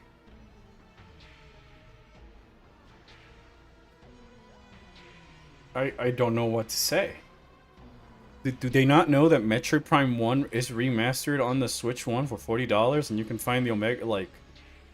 The entire phase on mines... No, scratch that. Since the Phendrana Space Pirate facility, you start reading about Project Helix and how they're trying to infuse themselves with Phazon and all the horrendous things that have come out of that. And then you walk into the mines and you see all these elite pirates in their tubes and stuff like that, and you start seeing more of the Project Helix development and all this other stuff, and you think that that's it, but then you find the Omega Pirate at like the heart of the Phazon mines, and it's this big, towering, intimidating thing. Here I just walked, and it's Omega Griever.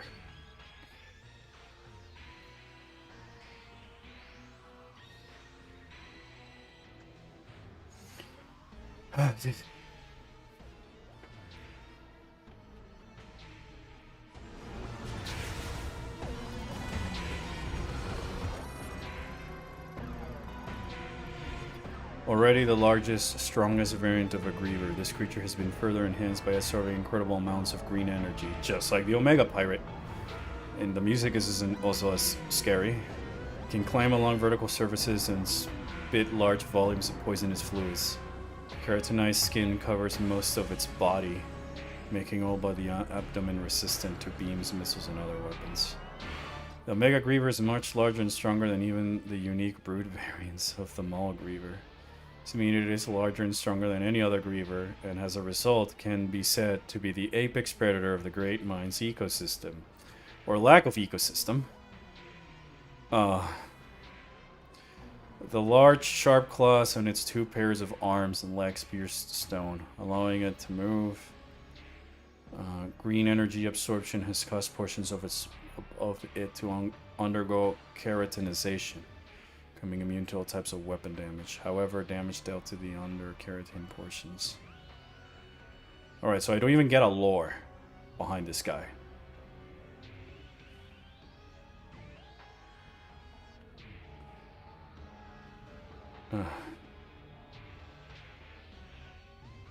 It's like, I don't know. This is is just Metroid Prime 1, soft reboot. You can't convince me otherwise. I'm fighting the Omega Griever at the end of the mines.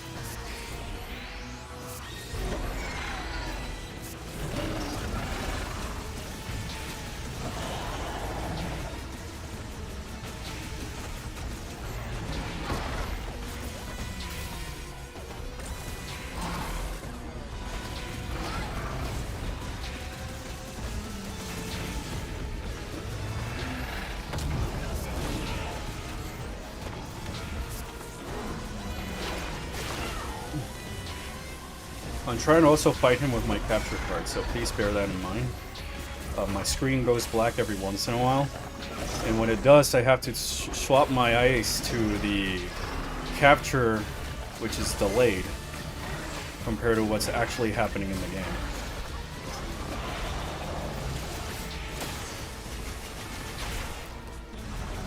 I also don't like how the enemies have like command grabs in this game.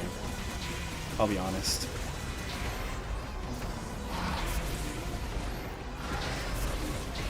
It's like, could you imagine if the Omega Pirate could just lift you up?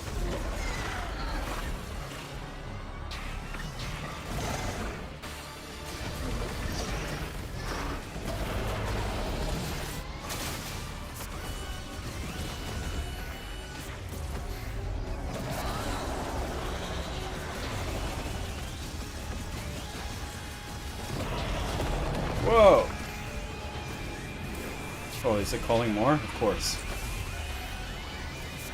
It's because it's like the Omega Pirate. Remember when the Omega Pirate summoned its legions of friends?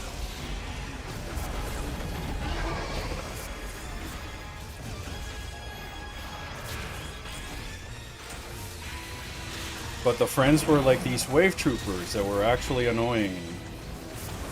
You would have to keep an eye on what is their particular weakness while you kept track of where the Omega Pirate is invisible and stuff. I also feel like in this game, no matter what I do, half of my shots connect. And whatever I do, there's some attacks that I just can't seem to avoid. Whoa, it's moving on the wall.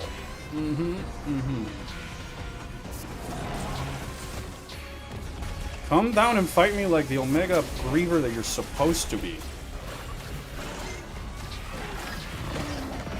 Metroid Fusion, my bud.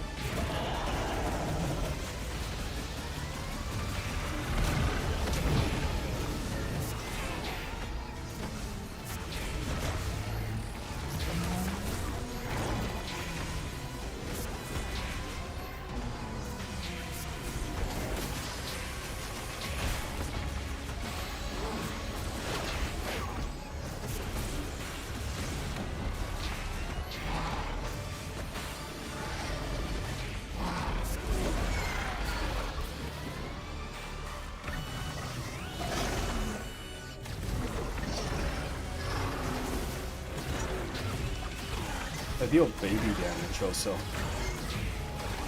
I like the fact that I could nuke the bosses in Metroid Prime. Like, if you know what you were doing, you could really, like, quick kill a lot of the bosses. But in here, I feel like I won't be able to do that just because my things don't deal damage.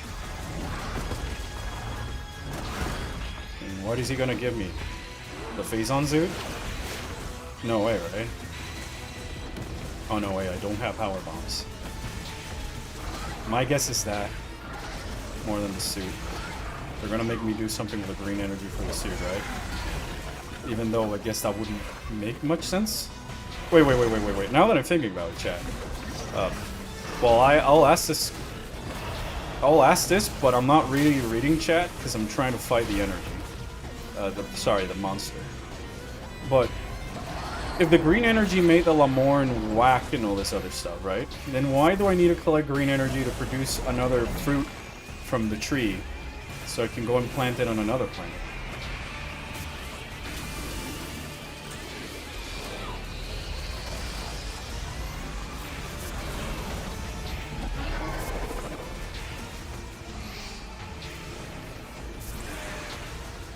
I thought that the green energy was bad.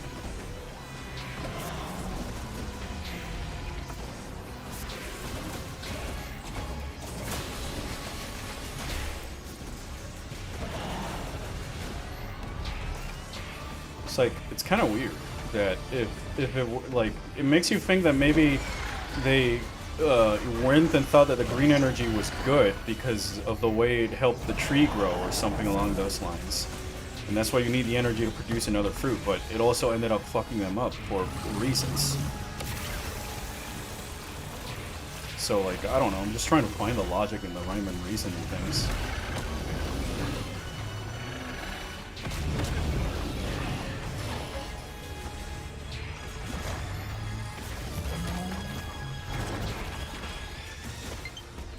Successfully down. There's an update for Guilty Gear?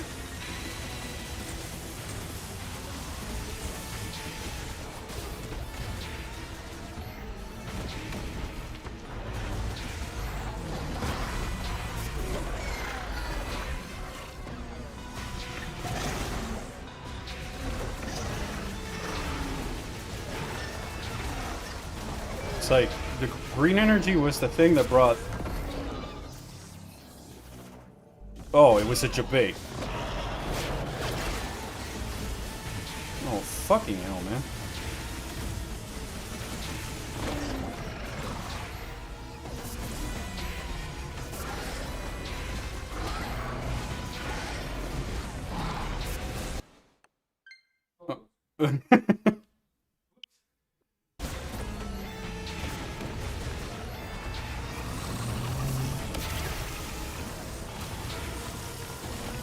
Green energy makes this to the Lamorne, but also produces the fruit for the tree. What?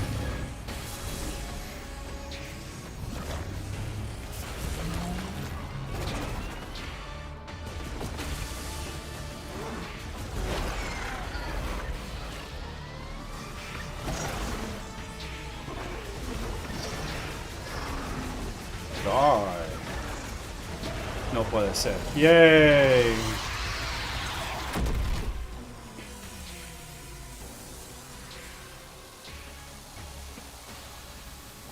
A Guilty Gear update is that the recent season characters added to the Switch 1 port. I wouldn't be able to tell you, but I know that they were going to do that at some point for free. It's the power bombs, isn't it? Well, I guess I can at least give it that if they not copy the cool cinematic when the Omega Pirate dies, and the pinnacle of Project Helix dies, and he falls on Samus, spewing this super radiation mineral on her. Also, sorry, psychic power bombs. Why is it psychic power bombs but not psychic super missiles? And, like, you think that Samus is dead because whenever you stepped on Phazon, like, it would just nuke your health. And here one just dies and gives you the bomb. Because you can do psychic things with them, but not the missiles? Okay, I guess. Yeah, I guess so.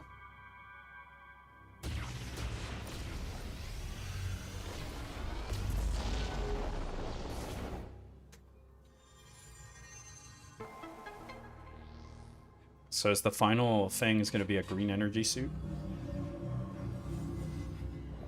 That's going to make me immune to the green energy?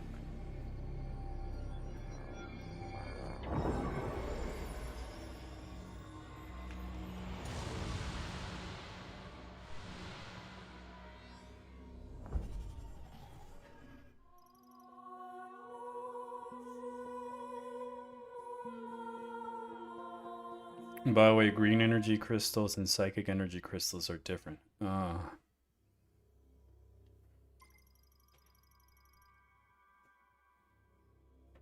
It's supposed that the green energy provides life with more options to thrive, hence why the Lamorne used it for the viewer's wasteland. The problem was with the gems. Yeah, but how did that... I don't, like, there's no area where, like, you go and you see the Lamorne testing the green energy on smaller scale things before they it's just like, we decided to spew it on the planet. And it fucked us up. Before, like, we're making tests to see how it's gonna behave in the ecosystem and our people, and that way we know that it's for sure the right thing for the Lamorne to use for the prosperity of the planet and all this other stuff. without that rhyme and reason, it makes you really question how they came out to that conclusion.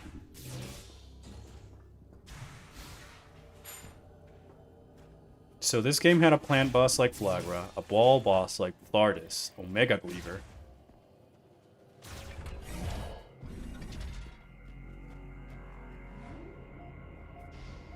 So at least with a Phazon, you get to see the thought process of the space pirates and how they, in the original game, through the scan logs and even the mundane scan logs that don't go into the logbook, how they progressively find more applications and applications for it, and it gives you more of a hindsight into what it is. And then,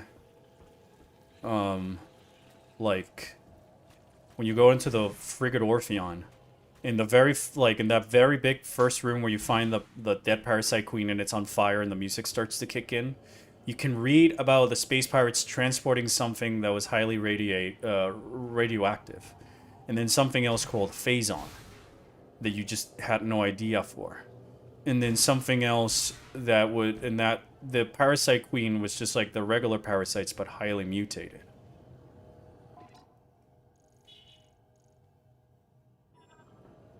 And here, I feel like in that brief instance, I was able to put like 2 and 2 together, that there's something Phazon, it's radioactive, and it causes things to mutate. And then I'm seeing this space pipe frigate facility, and then the facility's telling all of its own story.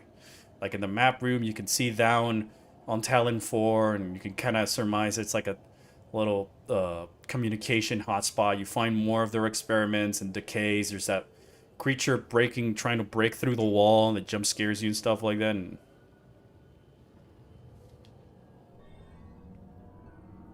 this game is basically Prime 1 with a bit of 2 in terms of story, I guess. Yeah. But, like, I'm looking away from chat now because Deadweight told me story. What story? I know, Croco.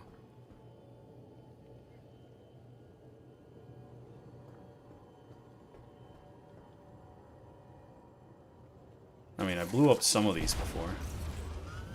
Let the Grievers come.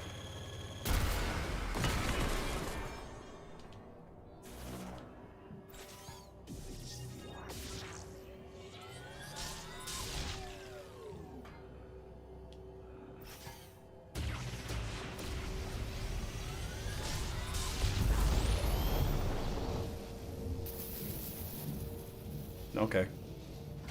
I mean, I thought that was the solution because of that room with view, and I was exposed to it and I would have been able to know.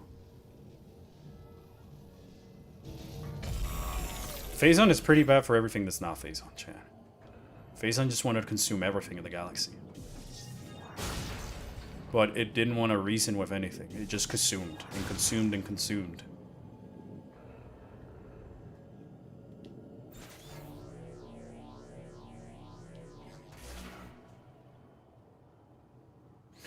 Well, I mean, I would have just tried the two. They gave me 2 power-ups in this area, the super missiles and the power bombs. So the solution's gotta be with those 2 things. And I had scanned those walls before, and it said that I needed a stronger missile, so. Oh, wow, they're alive! Oh, gosh, whoa, no! I thought that Armstrong and Duke were gonna die, no. You didn't think we were dead, did you? Not really. Takes more than a couple grievers to bring us down. Try a couple hundred. You did good, kid. All that training paid off. Thank you, sir.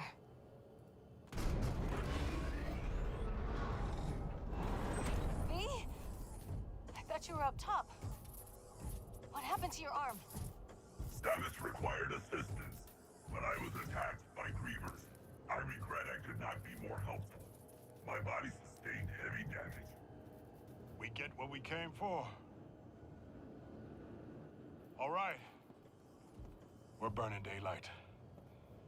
Let's get a move on. Is it sad that with every time, the more I play this game, the less I like the Viola suit? I used to think it was pretty cool. All right. Knuckle up. And Tokawi's fine. Even though last time I saw him, he was getting swarmed by a desert full of grievers that were going into this mine.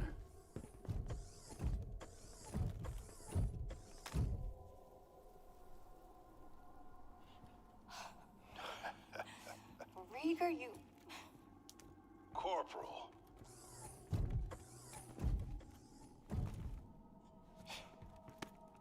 It's good to see you. Ugh, you're so... Ugh. You're so what? You were looking for down You're there? so what? We have obtained the final teleportation key. Okay. All we gotta do now is punch through that force field. Mackenzie, you read me? Loud and clear, Sarge. Where you been? We found the key. Headed home now. All of us. Unfortunately, I require maintenance. Oh, you're in luck. I'm running a special on bot repair. Come on back and I'll fix you up. Wow, how convenient.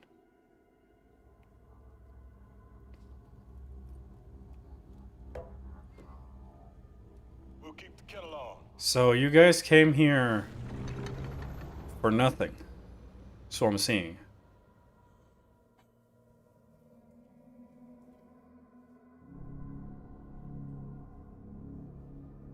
Oh my gosh.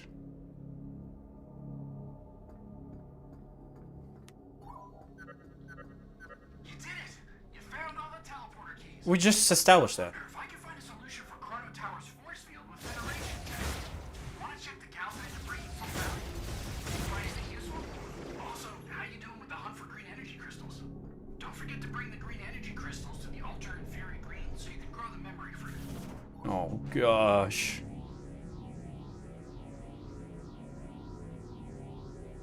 I remember when people were telling me that the Chozo artifacts were a pain in the butt. This is the reason, this game is the reason why I kept advocating for no Metroid movies, because the end result would be something like this.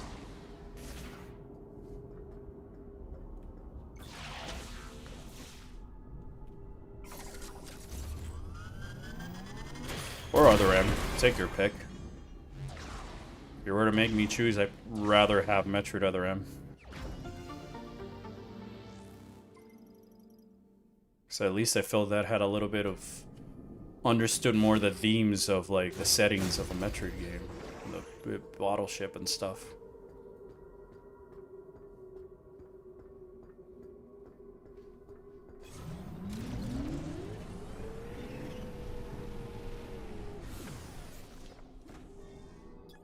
All right, chat. So question: is there a final suit upgrade? There is one, right?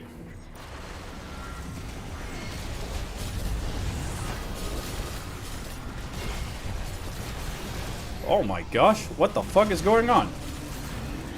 Where do you guys come from? I walked 2 seconds in the desert.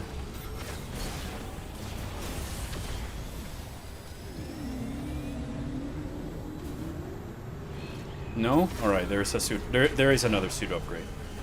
Deadway was the one who said no, so I know not to believe him. He's trolling me.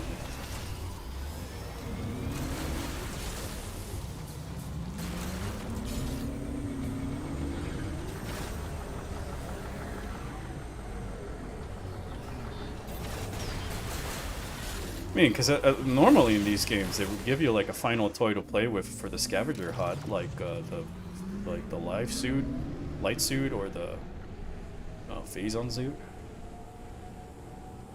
It's V3, obviously. Come in, Raider. You know, for how many cutscenes and cheesy stuff this game has, with the Akira, and it has the Akira slide and all that stuff, how come Samus isn't Rider Kick?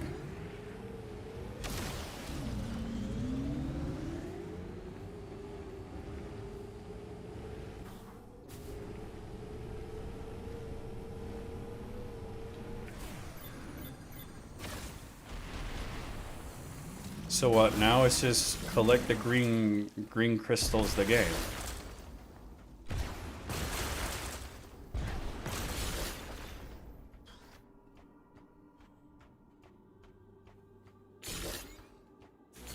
I'm sad you can customize the Viola. I believe you can customize it. If you buy the $40 Viola Samus amiibo and then tap it and then ride your bike enough in the desert. I believe was the case that allows you to.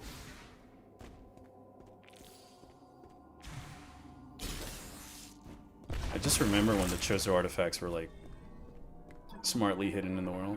Oh, more lore. All right. Lehmilia Salam, and Kanich Gazlatir Planet. Analich Kadam Gatir Ashazarageth. Gusane Shadi Haram, Wasanit Kakuranesh. Sacha Stiriklit. I wouldn't know anything about the game, chat, because I literally stayed blind so that these can be my actual opinions. But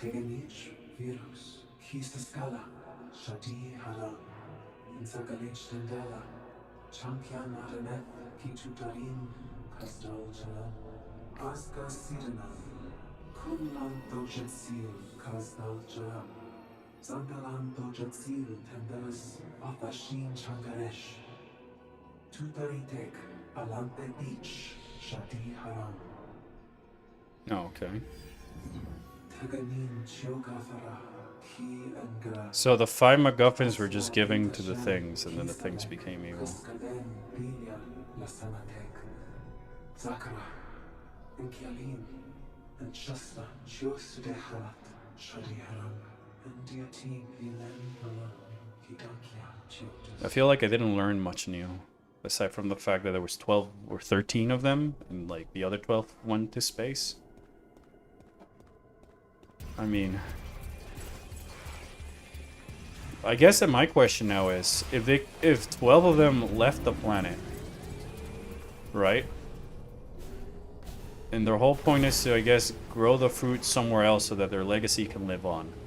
Then why didn't those 12 priests that already left Vuros also take a fruit with them?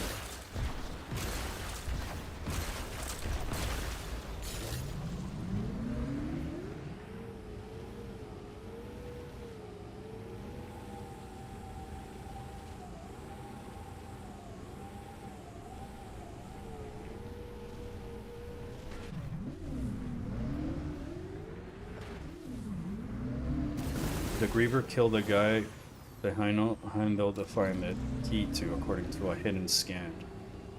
And that's what Samus sees under the ground when she finds the Omega Griever. Oh.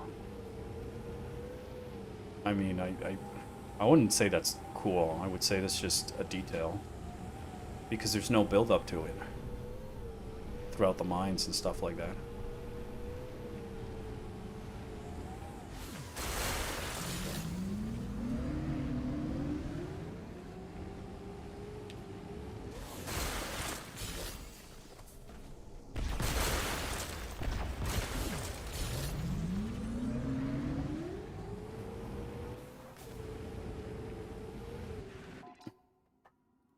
Hold on, if I'm gonna be collecting green energy crystals, I need to make this a little bit more amusing for myself. Hold on.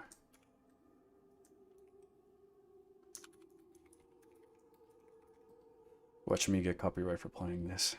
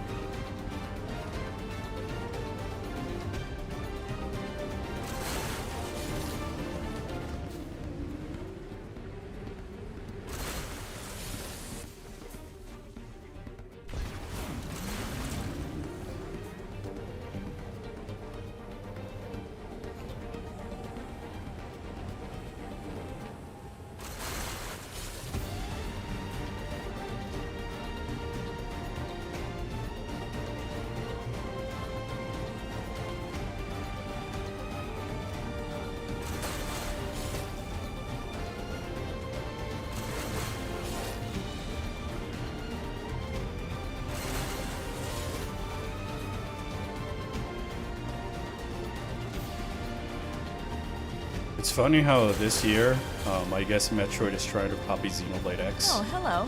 Oh, thank you for the follow, Raven Wings. By having a big desert area where you can ride a bike in. Except that my bike in Xenoblade X was a mech that could transform and fly around and find items to collect and lore. And it's a 2014 Nintendo Wii U game.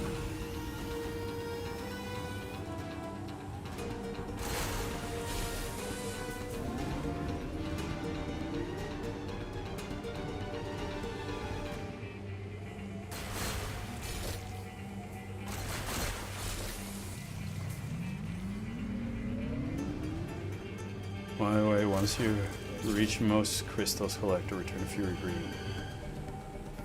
Alright, thank you for the heads up.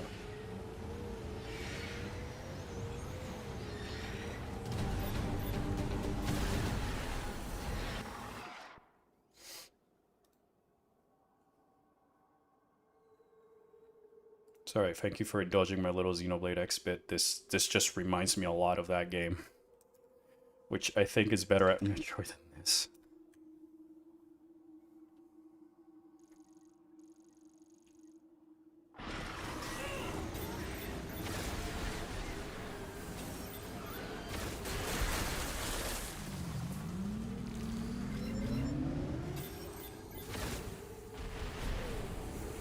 It's worth saying, Orpheon, that you're like over 10 times as many crystals from each of the power bomb boulders in Soul Valley, and about the same for the stash of them in each of the shrines. You'll want to get those and then go to base camp. Okay. And X had weather systems. Yeah, no, not only weather systems, but weather systems that would change the in time of day systems that would change what creatures aggroed you and what creatures did not, and what enemies you could fight and what enemies you could not. And sometimes even give you more like boost to your powers.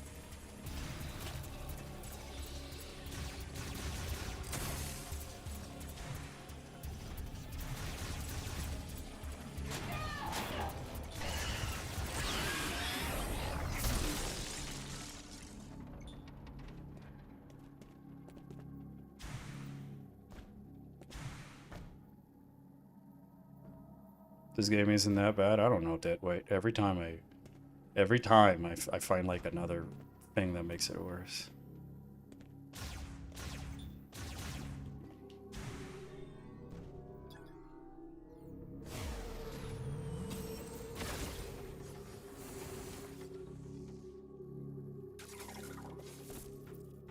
This game doesn't even feel half-baked. I feel like I'm playing a tech demo.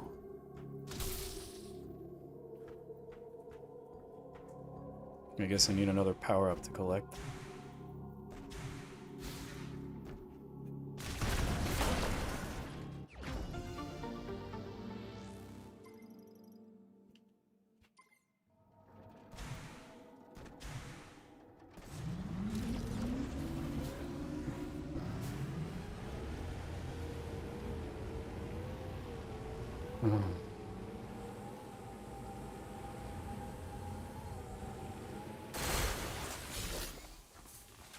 I mean, Deadweight, it's just that, like, the game works and all that other stuff, but it's not fun. I haven't found a moment where I'm having fun even when I remove the Metroid stuff from it.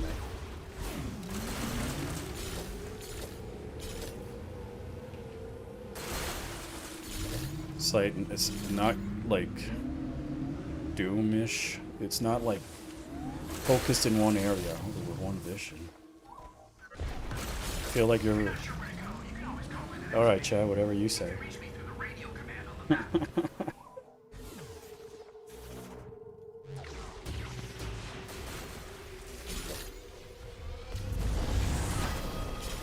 Whatever helps you, Chad.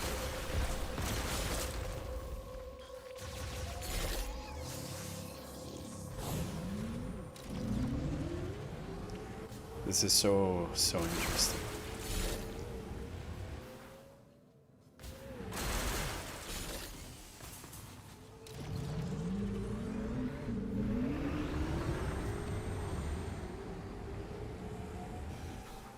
How is this Metroid? I've not done any exploration. Even from a shooter perspective, it's not as interesting because the weapons don't do much and there's no enemy variety here.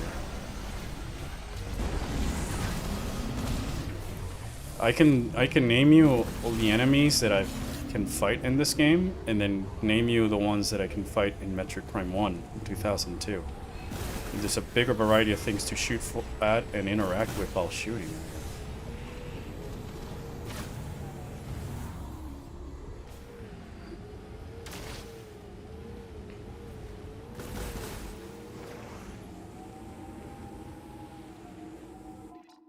How do I know if I went inside one of these shrines, chat?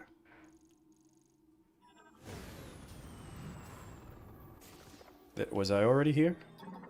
It's like, it's... So you don't appreciate bosses and backtracking? What backtracking? I only go back to Soul Valley, I only have to return to Volt Forge twice. Once to just go from Tower 1 to Tower 3, which is turn left, do a boost ball, get the suit, and then leave. And then the second one is go down 3 elevators, fight a boss, and leave to get the power up.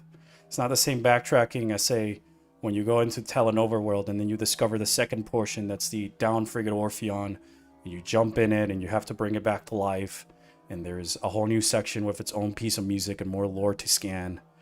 And like there you go, even in the phase on mines, like the first level is like the basic level where they're doing more of the studies, and then the farther you go down, it's more of a mine in a mine.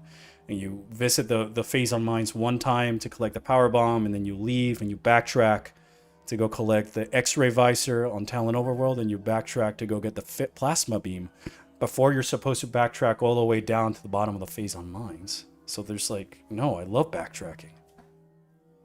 The bosses are just shoot the enemy on the weak point. None of them make me do like anything with a morph ball or shoot them with a specific beams because he's weak to these specific things. The maps are not interconnected with one another.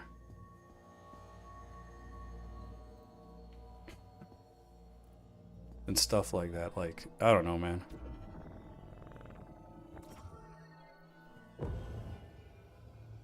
It's just like, I don't know, man. More power to you.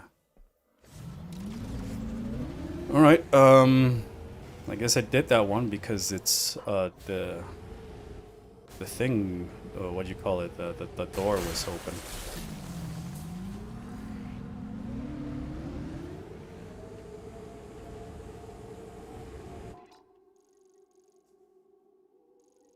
How do I know? Oh, I guess I can see the map. I don't know, I kind of liked how the Chozo artifacts were just like hidden in the rooms that I already visited, so it made me want to do the backtracking while I'm also collecting 100%. And here I feel like the 100% grind is not married to the artifact hunt slash mech hunt. So they put 2 artifact hunts in this game, because you have to collect the green energy, but you also have to collect the mech.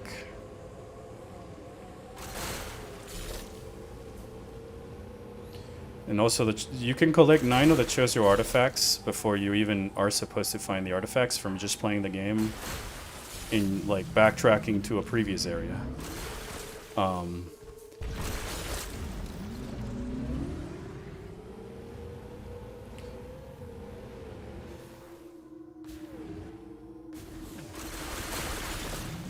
It's like, at least in those, like, the 100% and the artifact hunt were kind of married to one another because you're already backtracking for one, that why not do the other?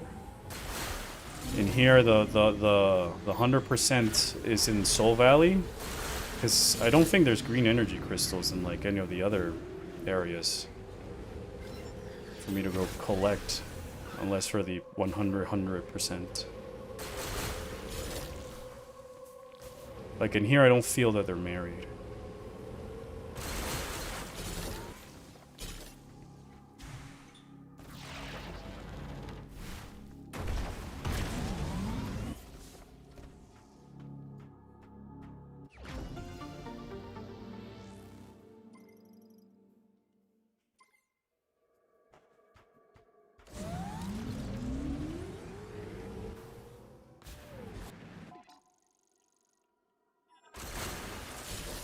Sweet.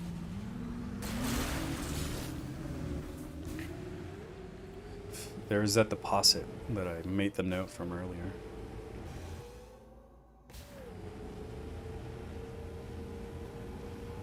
Alright, but I don't see the purpose of me collecting 100% of items aside from beefing up to fight Silex.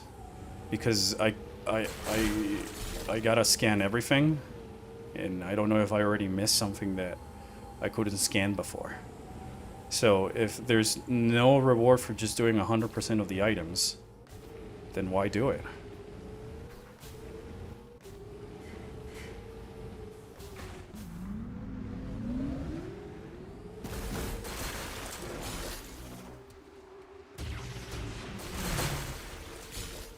Yeah, but will the things that are in the shrines actually help me kill things faster? Because that's my main issue.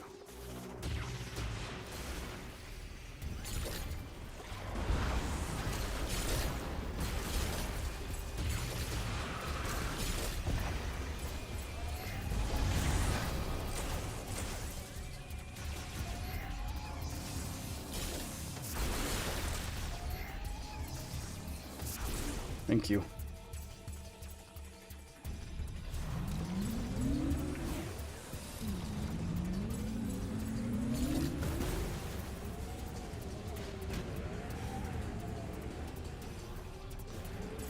I'm gonna turn in this green energy and see how much I have, and then I guess I'll consider whether or not I'll go through the trouble of doing 100% scans. Because I remember when I've seen some of those other drones, but without the 100% reward, with the ending rewards or nothing in mind, then.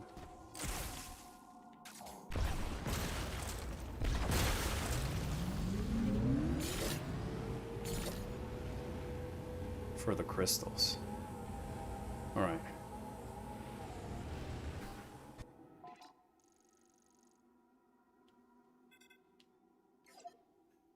So this is the entrance to Vault Forge. Yeah, I remember seeing a robot.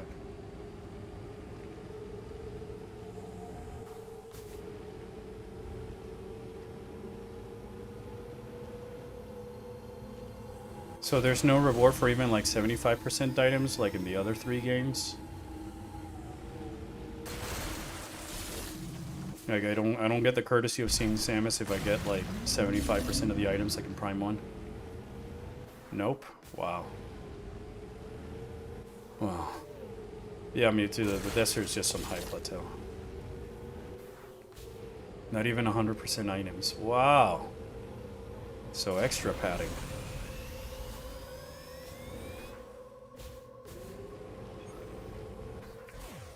Also, other question now that I saw it. How come the first time I got cannoned out of Fury Green, right? My pod landed here. Near Vault Forge. But every time I've subsequently been fired out of Fury Green, it leaves me at the entrance of Fury Green.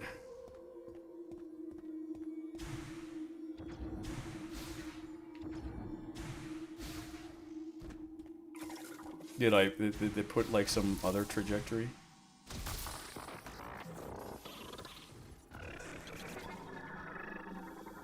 Or does it say there was malfunctioning or stuff?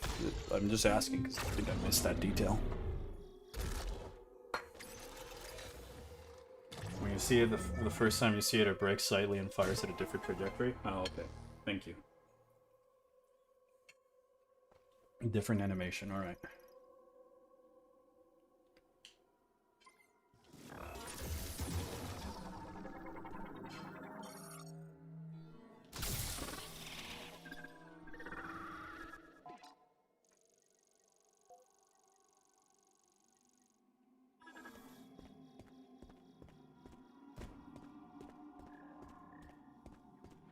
Alright, gotcha. Thanks for letting me know, Chad. I really forgot about that detail.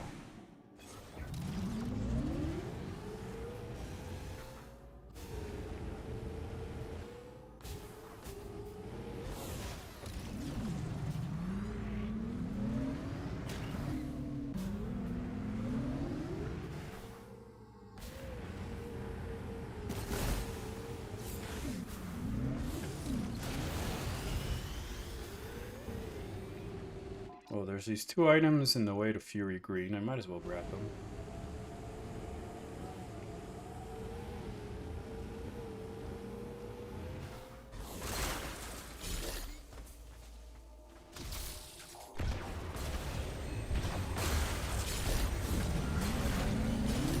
So these things just randomly spawn, right?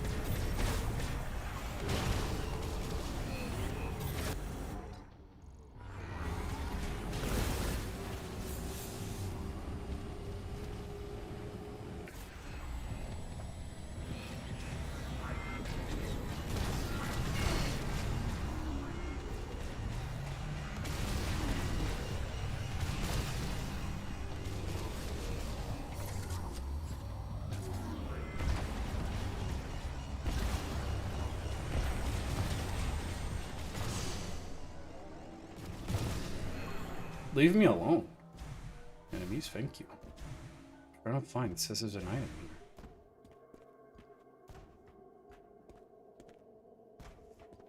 The fuck?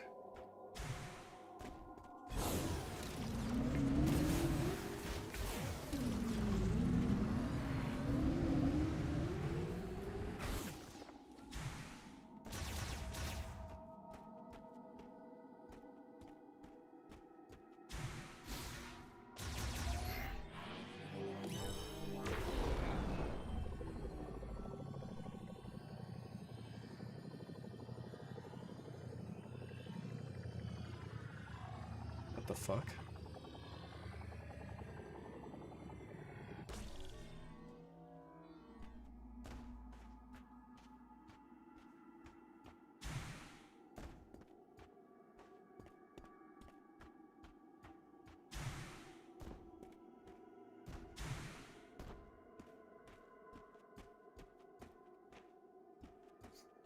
No, well, I guess there's nothing there.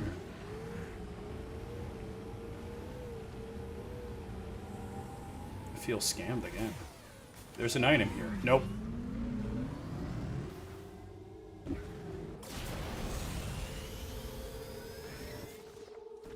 Not even that satisfaction.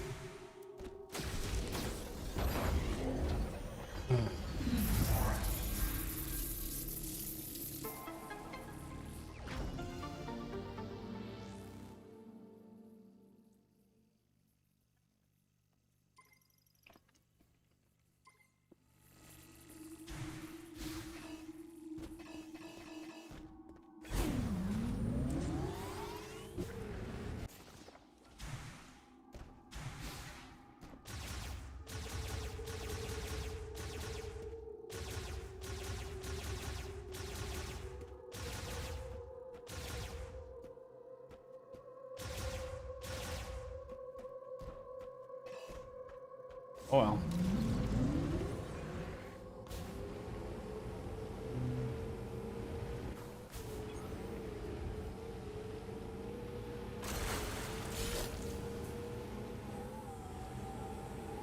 Go to the volcano entrance. Wow. Why?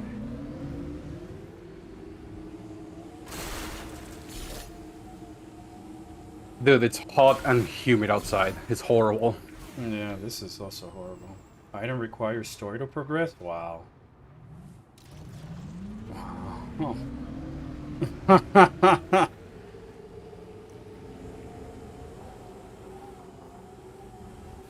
I forgot to log out of Monster Hunter. Lol.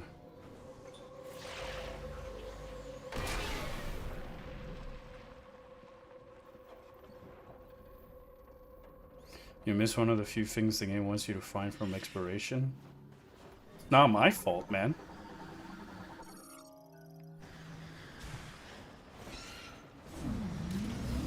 Like, the game wants you to find something, but you can't. I mean, it's optional. And I guess I missed it somehow because I was just going to the other destination that the game told me to go. I didn't see anything different back in those streams.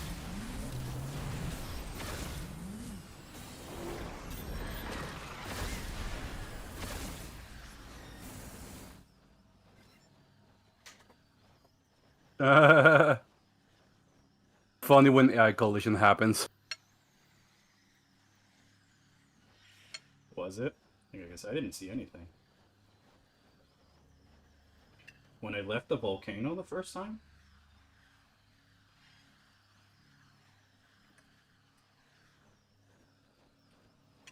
You're telling me that all of a sudden there's actual things to find? How is that my fault? The game hasn't conditioned me.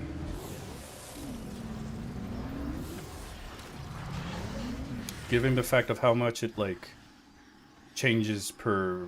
How many times I walk in there, nothing really changes, or the game doesn't really... with how much the game handholds me never tells me, like, oh, Samus.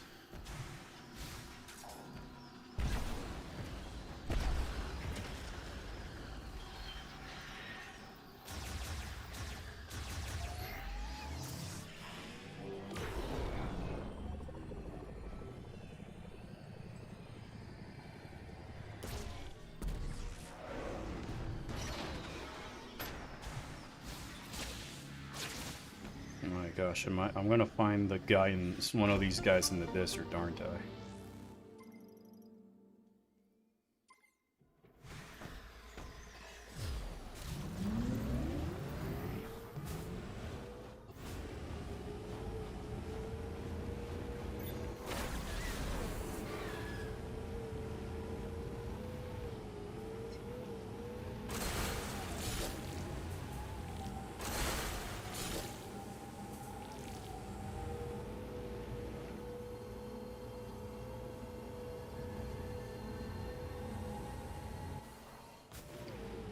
I can hear you. I can see you.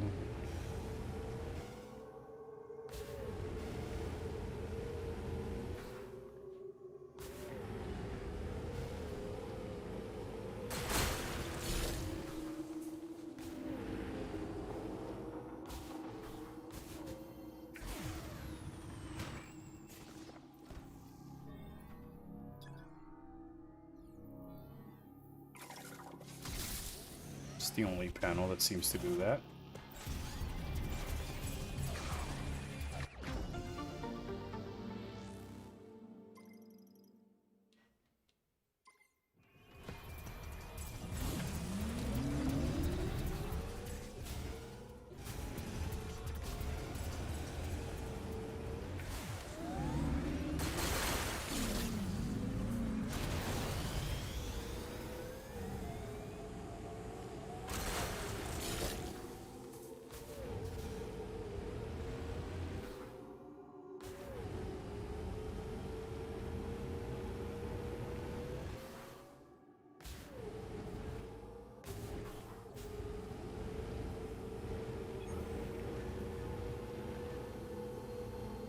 No, it's one of them.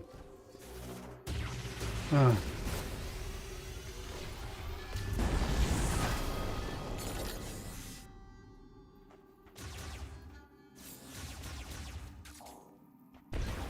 Enough. Fix your aim. You fix your life, man.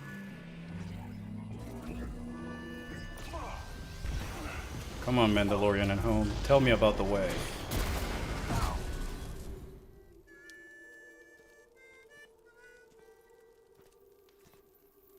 Samus, please, join me.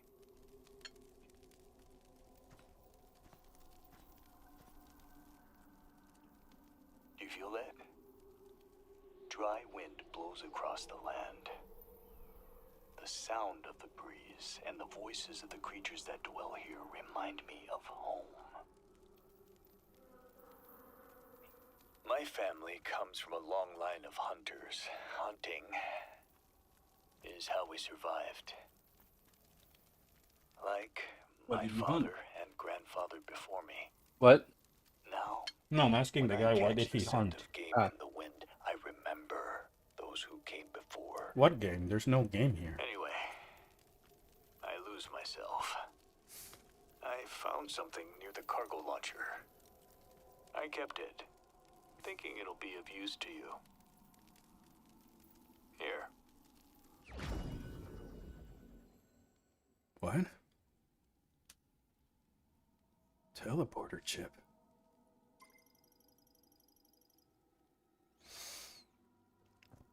No puede ser.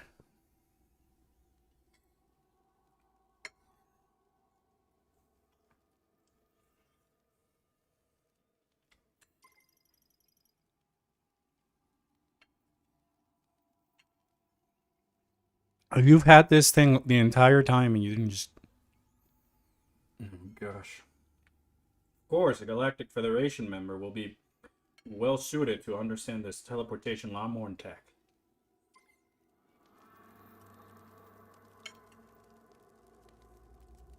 Better take that chip back to Mackenzie. I hope it helps. I think I like him the least. Hey, Solon, watch over. Yeah. This is the way. I know. I've seen The Mandalorian.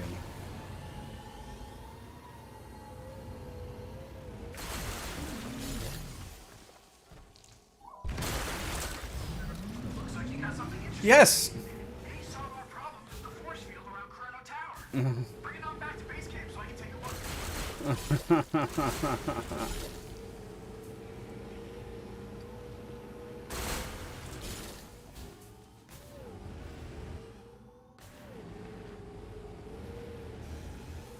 I mean, these guys reverse Samus's morpho into a lockjaw. Is it confirmed that? But even then, we forget that it's Samus sharing her technology with this Galactic Federations, and then a lot of study and a lot of years of that tech being shared, like, willingly, is why they were able to sort of start reverse engineering some of the tech versus the space pirates who were under pressure, and they got different methods of acquiring it. Difference of Lamorne tech, which I just gave Mackenzie a thing, and now he can just beep boop magic his thing into anything. You know? He makes the Lamorne tech seem less, I don't know, like crazy in comparison.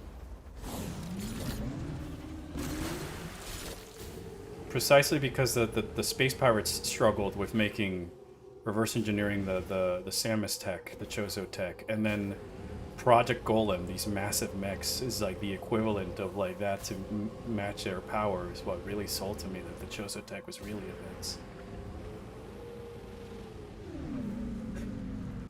So I don't remember the Lockjaw scan log in Prime Hunter saying anything about it being... It was just prototype Federation tech, that was it.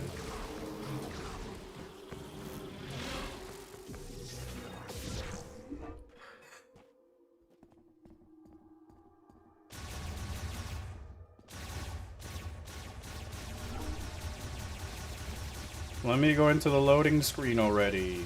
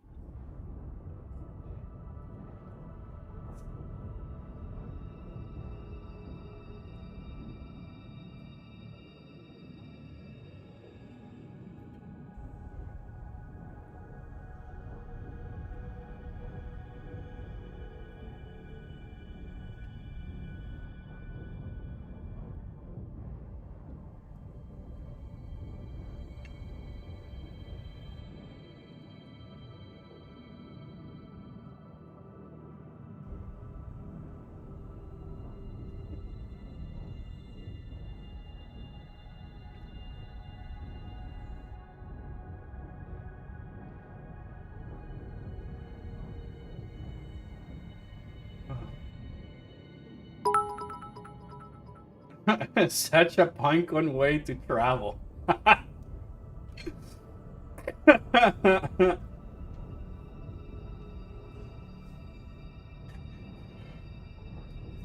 Gosh, forgot how.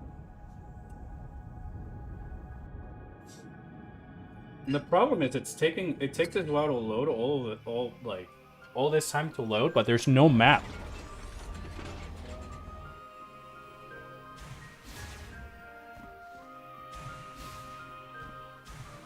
Why does it take too long? Because it's a Switch 1.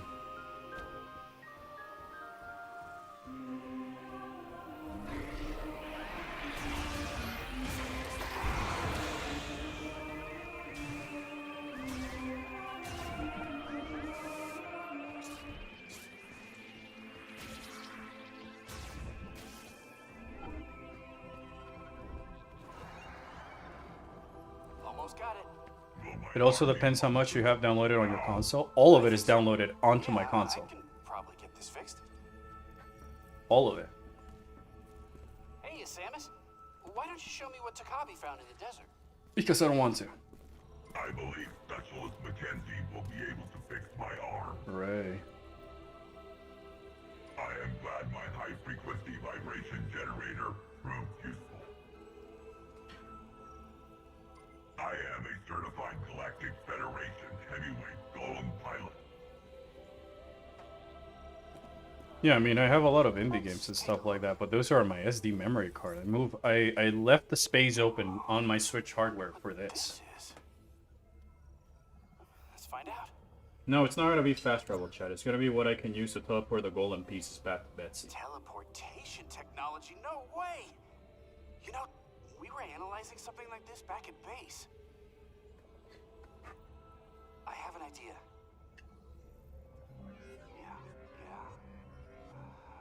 And a little bit more.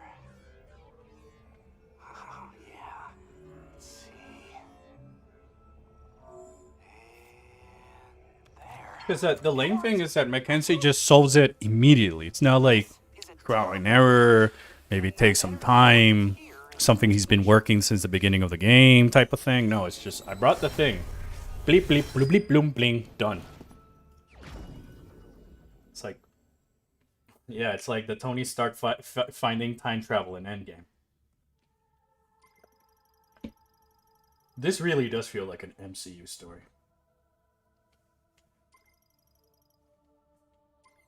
Now, if you find any of those missing mech parts, these patches will let you teleport them directly to base camp.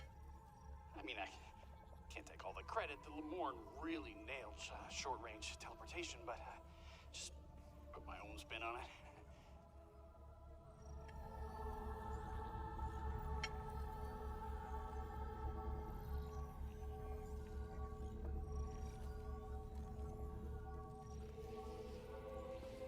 Specialist Mackenzie is highly skilled. He can fix my arm without following the manual.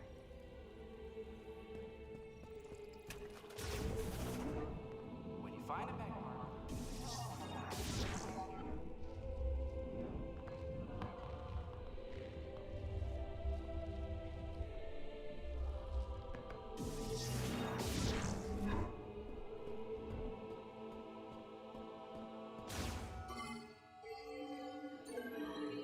Let's be real, if he took time finding how it worked, the game would be affected because you would need to travel twice for the same upgrade? No. Have Tokavi give you the thingy, the teleportation thing, when you meet him in Icebelt. He found it while he was trying to work the turret and other stuff in the Lamorne. It's got energy, but it doesn't quite work. So you grab it, and that time, when you come back to Mackenzie to get like the Ice Shot or the Thunder Shot, you also drop in this, and now he's working on that up until this point in the game. There you go. You can just repurpose where characters get stuff.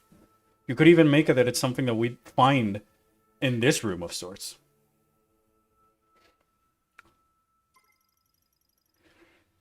Well, Control Beam can now move faster. Green Energy Crystal Finder. Hey Samus, it's me, Mackenzie. I've been working on my best invention yet, Metroid Prime 4. I'll bring it to you. However, crossing the desert and loading the areas will take me 6 years and 10 months.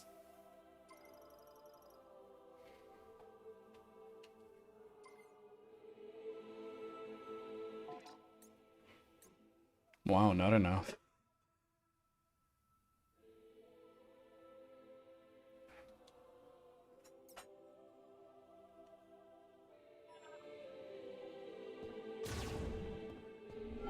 No, I don't think it would change the game structure at all. Because how was it change the game structure? It's an item that only gets its importance or use right now that I acquired in the desert from a guy who found it, so not even I found it.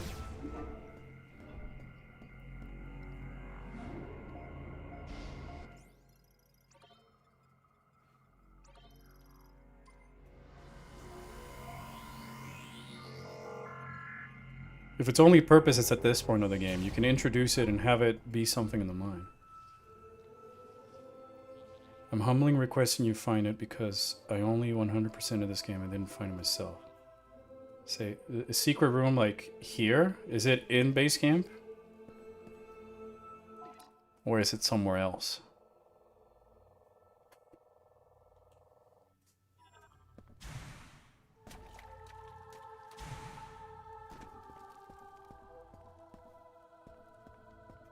One of the neighboring rooms.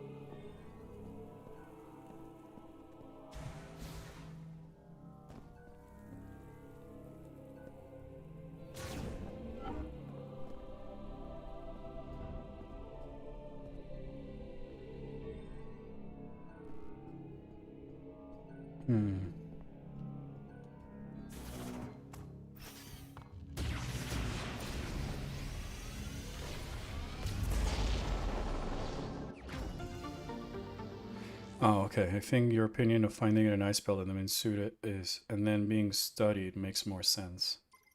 Yeah, I mean...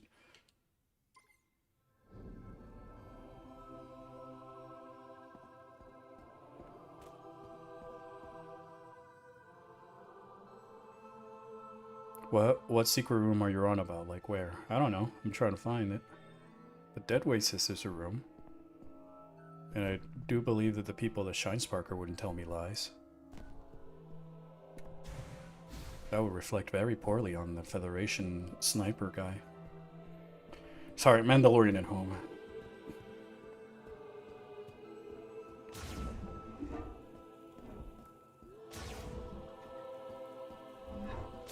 Oh wow, his arm is fixed. That was so quick. I am glad my high-frequency vibration generator... Wow, that took nothing.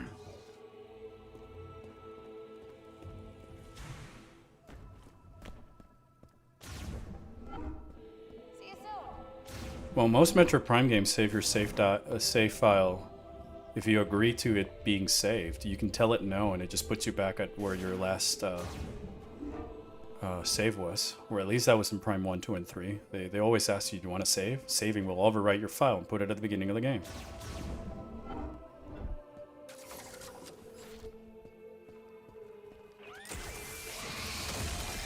Not in this case? Wow.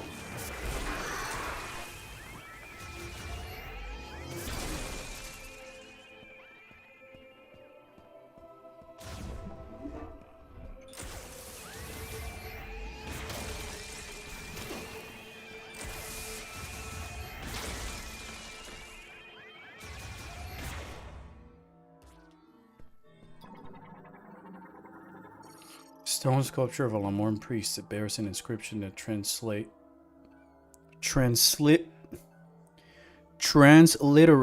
to Therash and includes a description of the individual.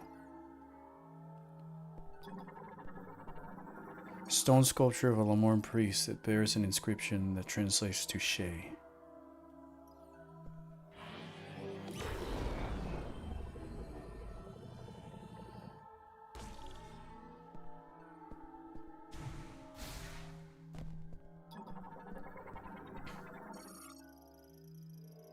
Scans don't even carry over when you restart? Wow.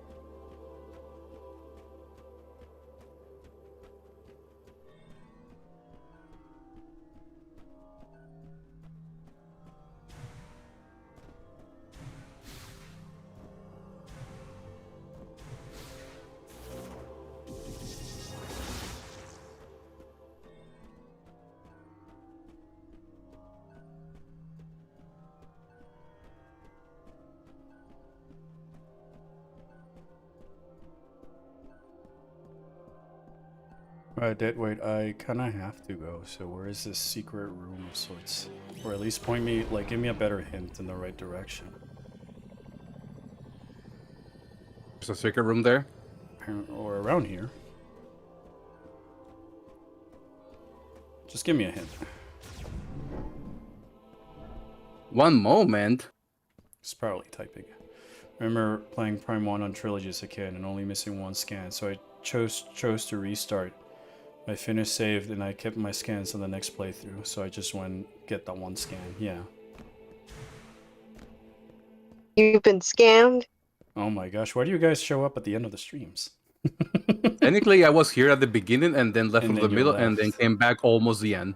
Yeah. Almost the end. Oh, I was Juan so is busy all here at day, the end. so Yeah, it's so good. yeah, I'm here at the tail end. Well, I'll play a little bit longer. Look, No, no, I'm about to leave again. Huh? I'm about to leave Oh, okay, again. then never mind. Juan just wanted to say hi to Chad. I just wanted the emotional just wanted to support say from hi. my friends. I'm sorry. I've been busy. It's all good. How's Beyond treating? Bad. I need the emotional support from my lizard and friends. Oh, tomboy lizard. I mean, girl lizard. Huh? Girl lizard. Wait, who the fuck is I don't this have. boss? I can't pay the toll right now, but No, you girl can't. lizard. You can't. All right. I said I can't. I'll give you I'm this. going broke. I'll give you this one time. There she is on stream. Okay. Tomboy lizard. Oh my gosh. It has 2 hands. No, what the? It comes off the I ceremonial gotta take the chamber, okay. opportunity. Yeah, you did. It is said that the creature originates from the deepest reaches of the land. First emerged in a cave far away from the light of the sun. And it was the priest Therash who gave it the name Gravinax. Its huge body, 8 limbs, 4 shaped horns growing from its head and belly bag were covered in thick skin. It used its horns to burrow through the rock. Alright. Smelled like tomboy in here, says Mewtwo with 4 bits. Thank you. No, 5 bits.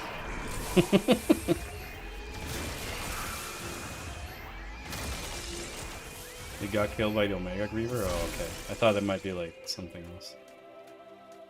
Alright, Ceremonial Chamber. Guardian of Remembrance.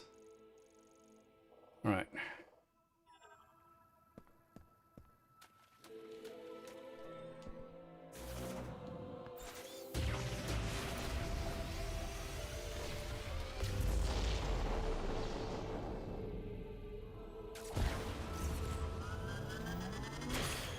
That's the room?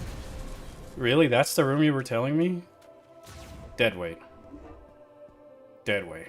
What? Deadweight. What happened?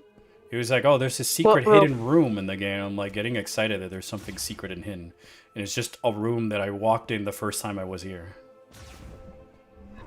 It's a blue door. That's not exactly a secret Yeah, I feel scammed by dead door. weight now.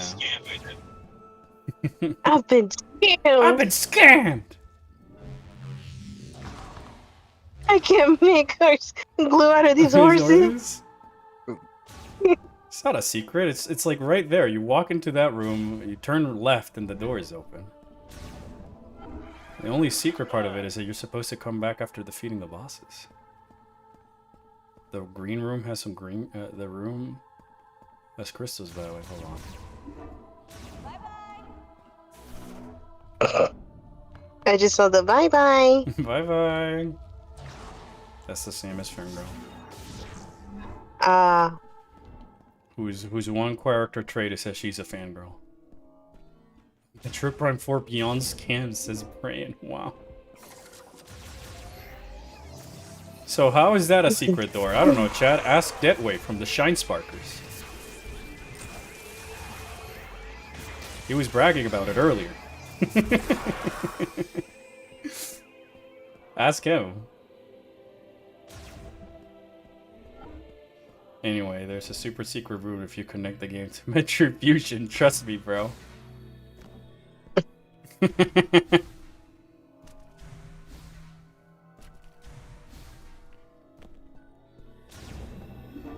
Also, Hypon says Brain in the chat.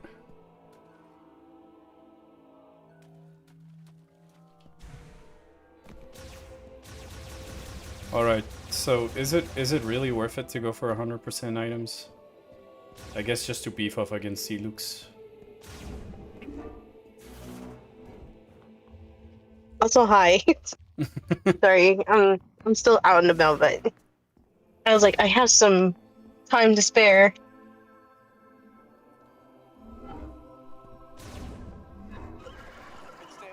Oh, here's the robot I mentioned.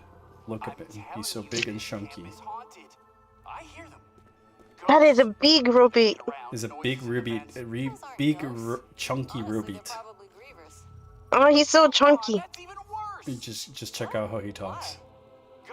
Oh. Don't eat people. I'm more afraid of ghosts. If it's a griever, shooting it down will make it quiet. Can you two please be quiet? I'm talking to the robot. Thank you. I am glad my high-frequency vibration generator... Blip. Blip. He jeets you in the morph ball at one point, and and then he was also punching the enemies. So like I froze an enemy and he punched it, and that caused it to like shatter and die. So it was pretty cool. Oh my goodness. The chunky boy. Yeah, look, he's a big chunky beep boop. I love him.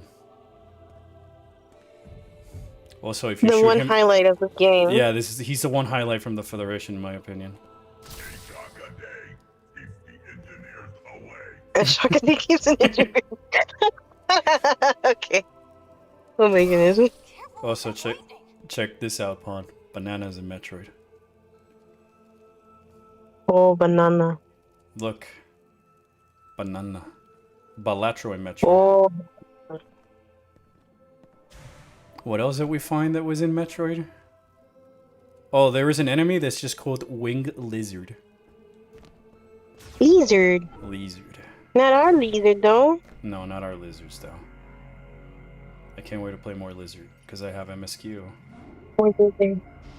I can't wait to play more lizard and then do the same cutscene again where I get to see the giraffe drinking hot cocoa. You're gonna be like, Pawn, fresh meat? Fresh yeah, meat? give me a minute. Pawn, fresh meat. Yeah, give me a minute. We're getting pinched. Oh, I'm pinching. Gosh. Alright, I'm gonna have to head PvP out does then. to my brain. Alright, see ya, Pawn. Bye. Do you think Hunter single player is better than Prime 4? Maybe. Cows are in the Metro universe. That's the thing. Check with Cad. Alright, chat. This is where I'm gonna call it a stream.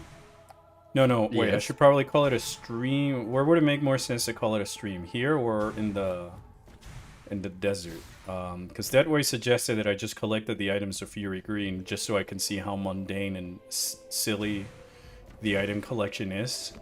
Especially for the fact that I won't get anything out of it. Unlike Prime 1s, 2, and 3. So my question would be that, because there's a loading screen, you know, and I just want to avoid wasting time for tomorrow's stream. Because I might just try and finish this tomorrow.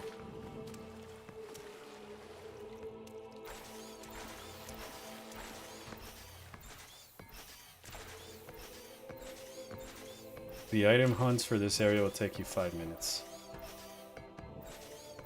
Okay. It's that bad. Wow. I mean, I still need to collect the green energy. Alright, so I'll just call it here. And so that way tomorrow I'll just collect the items of Fury Green and we'll make our way around.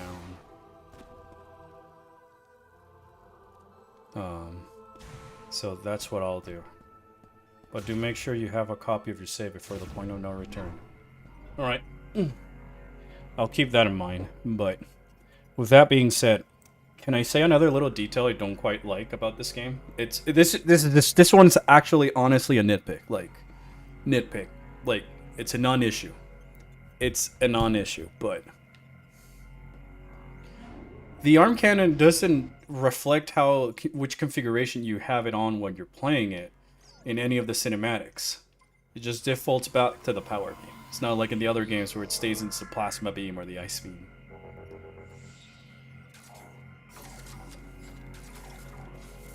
That was it.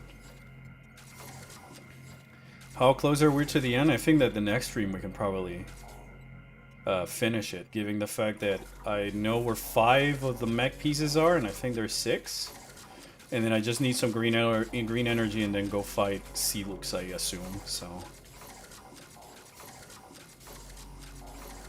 This Metroid speedrunner Oats and Goats actually gave up on 100% items because he disliked the game that much, so much. Yeah, I feel wow. Like, chat, trust me, when I've been playing this, I've been generally trying to think, I've been thinking about it non-stop, just trying to find something that I can add into my review, because I just didn't want to be the full-on negativity guy, but, like, damn.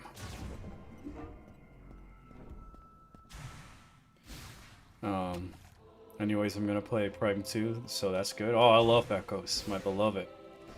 The lore of Aether and the storytelling is just so cool. So I hope you enjoy it. Oh, look, he does woodworking, I guess. At least he knows how to keep himself busy.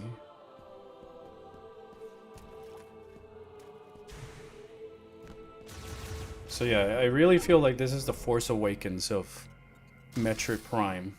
But all of the ideas feel, all the cool things that this game does feel like they were done with more detail and more effectiveness on the original Metroid Prime. That I find that I'm struggling to find reasons of which type of target audience I would recommend this game to. Because even with the new controls on the Prime Remaster that are kind of closer to this, you can still get that sort of action craving. But if what you're looking is like a shooter or stuff, then like I would just recommend Splatoon. So anyways, I'm gonna call it a stream here. I'll see about maybe being...